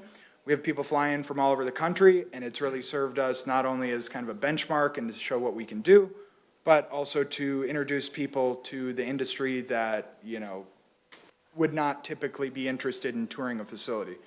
Plan to do the exact same thing with the provisioning center. We believe this will be one of the nicest in the country. All right, with that said, why don't we go ahead and turn it over to our professional consultants for their reviews, and then we can circle back with additional questions and comments. If you want to take it away, Giffords, Webster? Yes. So this project, I think you've heard a good explanation about what it is. We just have a few items in our comment summary. They are showing the safety path plan shows a proposed pathway along the Giddings. Engineering is to determine if a pathway is required on this site. Lighting, there is an issue with the freestanding light poles. The photometric plan shows the freestanding lighting indicating a mounting height of 25 feet. Maximum mounting height is 20 feet. However, there's a provision that the PC can grant a waiver to allow for the greater height. The applicant would need to confirm that none of the fixtures are within 200 feet of any residential district, SE district that's north of Delta Court. And then wheel stops are required, which is a typical ordinance requirement. And then Planning Commission should confirm that they find the trash enclosure is acceptable in terms of the materials. That's really the key summary of the items. And the one item, just so you know, that your amendment to ordinance 154 is fully passed now and is complete. We had indicated that I think that was still not 100% published and adopted at the time the letter was written, but that's all now in place, which would allow for this particular retail use within an industrial district. Okay, thank you very much. As I mentioned on the previous project, OHM was unavailable to attend this evening, but I will just kind of run through their concluding comments. The plan, in their opinion, the plan was in substantial completion of the township ordinance, other than they recommend the following conditions as part of our approval, that we provide a copy of the preliminary approval from DTE for the proposed improvements located within their easement, and then also the general note of the engineering plan needs to be designed in accordance to Ordinance 78 and 139, and essentially the engineering standards will be reviewed by the township prior to any construction, and that's kind of a typical common note that's acknowledges our engineering review phases as a project if it were to proceed. There was a review from our fire marshal. He had no additional comments. Same thing goes for public services. Same goes for our building official. WRC had a review just acknowledging that any sewers of 8 inches or larger needed to be permitted through them. The rest would be submitted through the township, and those are typically acknowledged through those engineering reviews that OHM was mentioning in theirs. There also was a site walk completed by the site walk committee. Mr. Gross completed this, essentially just an outline of the general areas which you gave us a brief overview in your presentation. So with that said, if there's questions for our planning consultants or just general comments, we can start our discussion as a commission. Go ahead, Mr. Gross. Light pole height, 25 feet versus 20 feet. Any reason? No reason. I think we're fine with 20 feet, so. I mean, we do have a lot of parking there, so we do have a large parking lot that may have something to do with it. I was not included on that discussion, so it's not a deal breaker for me. The odds are it's just was an oversight of our. Probably. So I've done it myself, so my guess is that a 20-foot pole will more than meet your needs. There we go. We're good with that. Just in my professional opinion. And since this site is like 20 feet lower than the traveling road, I think it's Giddings, and I can't remember all that, whether it's Giddings or Silver Belt or,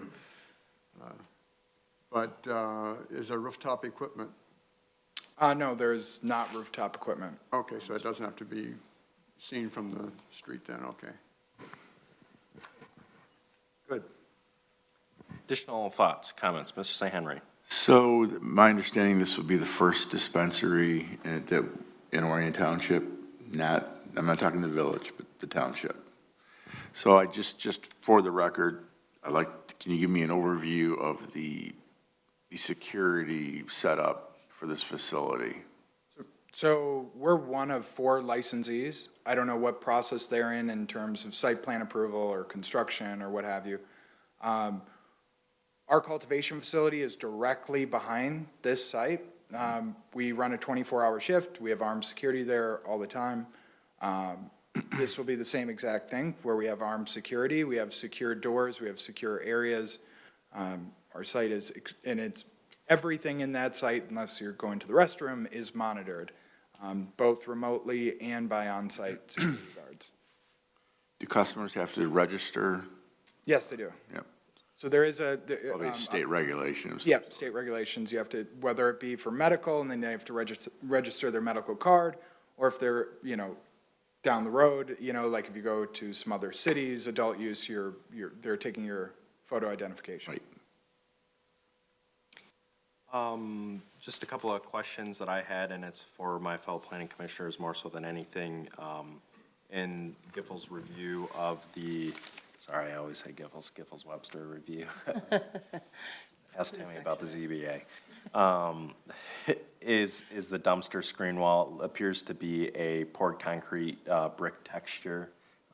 If that's acceptable, it does appear to be a 6-foot dumpster screen wall with a wooden gate, so just pointing that out. That was one of the items in the review to discuss. I don't explicitly have any major issues with it. So. Additional comments, questions? Mr. Chair, Mr. Walker. I haven't spoken much today, but lost my voice. Well, as the commission knows, I'm the one that says normally, if it's not done, we're not going to give a conditional approval or anything. But in this case, I think the differences between what has happened and what's going to happen, according to our experts, is minor league, and also that the building that you built looks like it should be in the middle of a Netflix series or something. Oh, I have to cut you off there, because it's a really funny story, what you say. So the first income we ever received, which was, I don't know, two and a half months ago, 2 gentlemen stopped by our door and said, hey, yeah, would you mind if we did a photo shoot here? And I said, do you know what we do here? He said, oh, no, we don't care. We're doing a photo shoot for our new electric van line. And it was Ford Motor Company who we won. They put us up against a bunch of people. So they did, their new electric van line will be, all the photo shoot was done at our facility outside. So it's a cool facility. Have you ever been? Have you done a tour? You did. I have. Yes. The only unfortunate thing, your elevator was out that day, and crawling around your No. stairwells were. Now I remember, yes. But, so, no, I was just truly amazed at the building when I saw it. And, Appreciate that. I have no problem with a conditional approval today. Okay, thank you. What did they see in that building? You can come and see yourself. No, I mean, I was part of the same tour. Oh, the outside? I'm It's talking just about they the- wanted an industrial building, and so they went around, they were scouting directors for Ford. Oh, good. And they just liked the exterior, kind of modern, but it's still an industrial building, and It's all good. Hey, worked for you, worked for them. made $1,500. Yeah. Mrs. Gerling. Mrs.? Oops. Sorry, Mrs. Gerling. Just screwed up left and right. There goes my social life.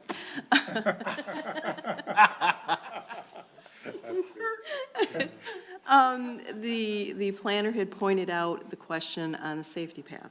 This has been discussed before within Liberty Tech. Research had been done. We actually reached out, there were old deed restrictions, and reached out to the developer because there are parks that did not have the safety path that the developer has agreed to go back and put in. So I do believe that the safety path within there was determined to be necessary for our ordinance. Okay, thank you. I missed that comment probably in our engineer's review since I was simplifying the discussions. I didn't see it, and I was going to discuss it with him here, but, so, I mean, Let's see here if it's, I don't know if it was, but.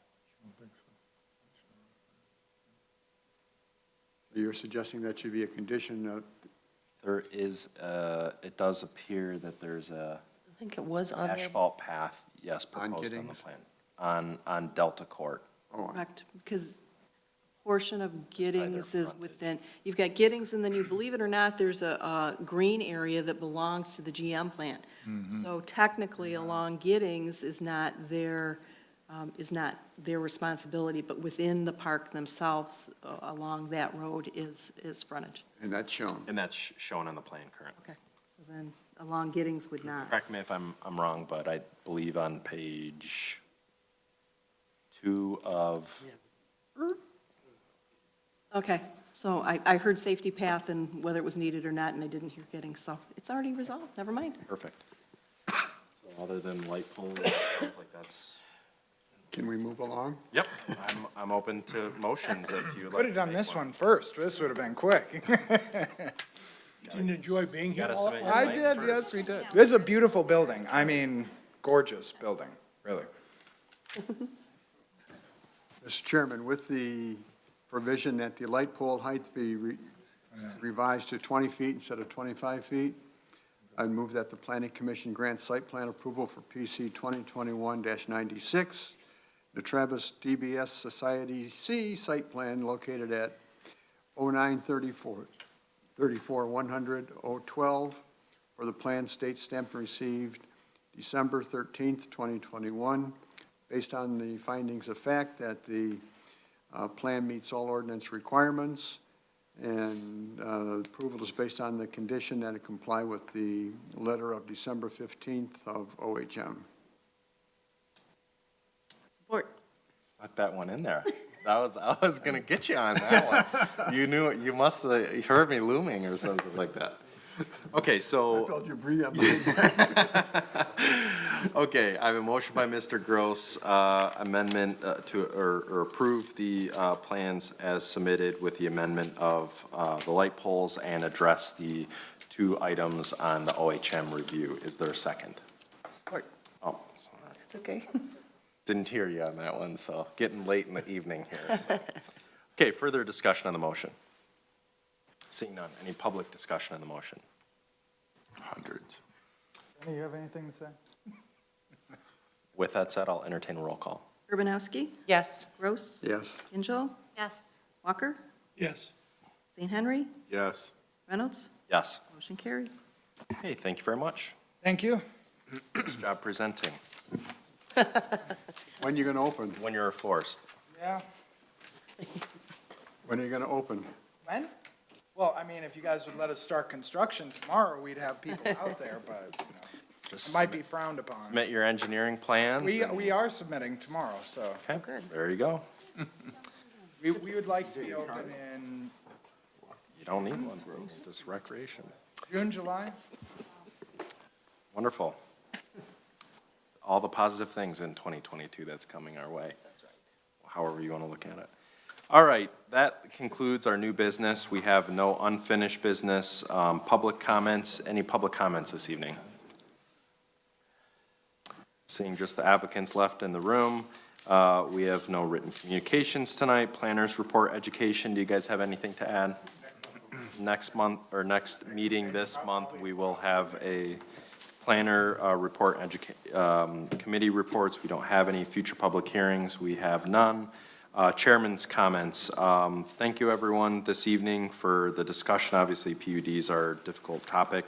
I would ask, as Kim had mentioned, she did some thoughtful reading over the holidays. I would ask all of us as a commission to thumb through page by page and read the master plan, since we are considering a recommendation to go into the formal review period, which kind of locks and loads, at least as a firm draft format of our master plan.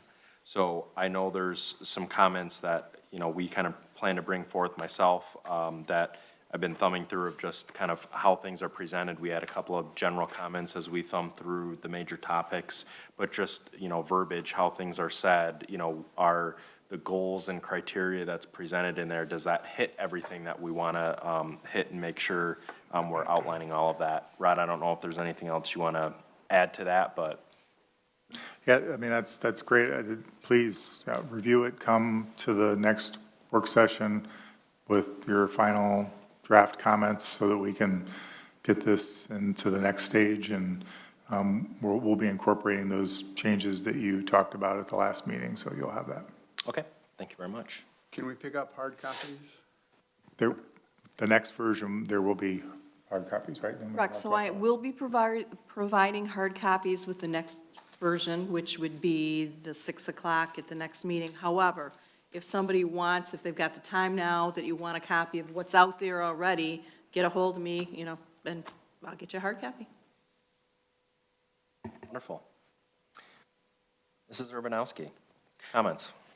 Yep, so that was my comment for the night. I had some free time after graduating from college to read a master plan update. I'm a lot cooler than this, I promise. But I think what sparked it was when you mentioned, when we had the conversation about the tourism, and I wanted to read a little bit more into that and that. So I do have some notes and stuff, so should I send them to you, or okay. Yeah. I don't care if you want them directly to Ryan. Yep, fine. CC. Yeah, but I mean, but I will go back to this just because, and I think, because it's hundreds of pages, almost, I don't remember how many pages. But, going back to when you are personally writing something, you're going to miss a ton of things. And, I mean, typos, little tiny things, whatever, because it happens. So the more eyeballs that we got on it, even just for that, It's a representation of us as a board, so we should is. be verifying that it's what we agree to. It's fun. It actually is a really cool tool. I mean, it really is, so. I know. I'm good. Okay, Mr. Gross. If you haven't had a chance to read it, the mathematics of sign design in the latest Michigan planner by our esteemed Rod Arroyo is very interesting reading. Wow. Nice little plug, and building up our reading content for the next handful of weeks. Mr. St. Henry. Nothing tonight. Mr. Walker. I'm all set, thank you. Mrs. Gingell. I'm not cooler than reading the master plan, so I've been doing the same thing and sending my notes around. But I'll send them over to you too. Thank you very much. Happy New Year. Oh, that's awesome. Miss Gerling. Thank you. In front of all of you is another reminder about a webinar on woodland preservation. We talk about the woodlands section of the ordinance on a regular basis, and we really have talked about the fact it needs to be altered. And I think I would encourage any of you to entertain that. Please let me know. Mr. Walker, that's a yes. Mr. Reynolds. If anybody else after the fact, Urbanowski, if anyone else Overlap with the decides other that they're class? interested. When does the other class start? I don't think it's an overlap, but I will double check for you. If not, I'll do it. Okay. But I will double check and send out a confirmation, but I'd like to send in one payment. So I probably will send out an email to confirm. But right now I have Walker, Reynolds, Urbanowski, and Gingell, as long as it is not a conflict with the other class. Thank you very much for being willing to take it. I will be taking it with you also. Sounds good. All right, I now have 9:16. I make a motion to adjourn. Do I have support? Sorry, I hit it before. I was a little too proactive, but. Who supported it? Urbanowski. Further discussion, seeing none, no public discussion. All those in favor, please stay with aye. Aye. All those opposed, motion carries. Thank you.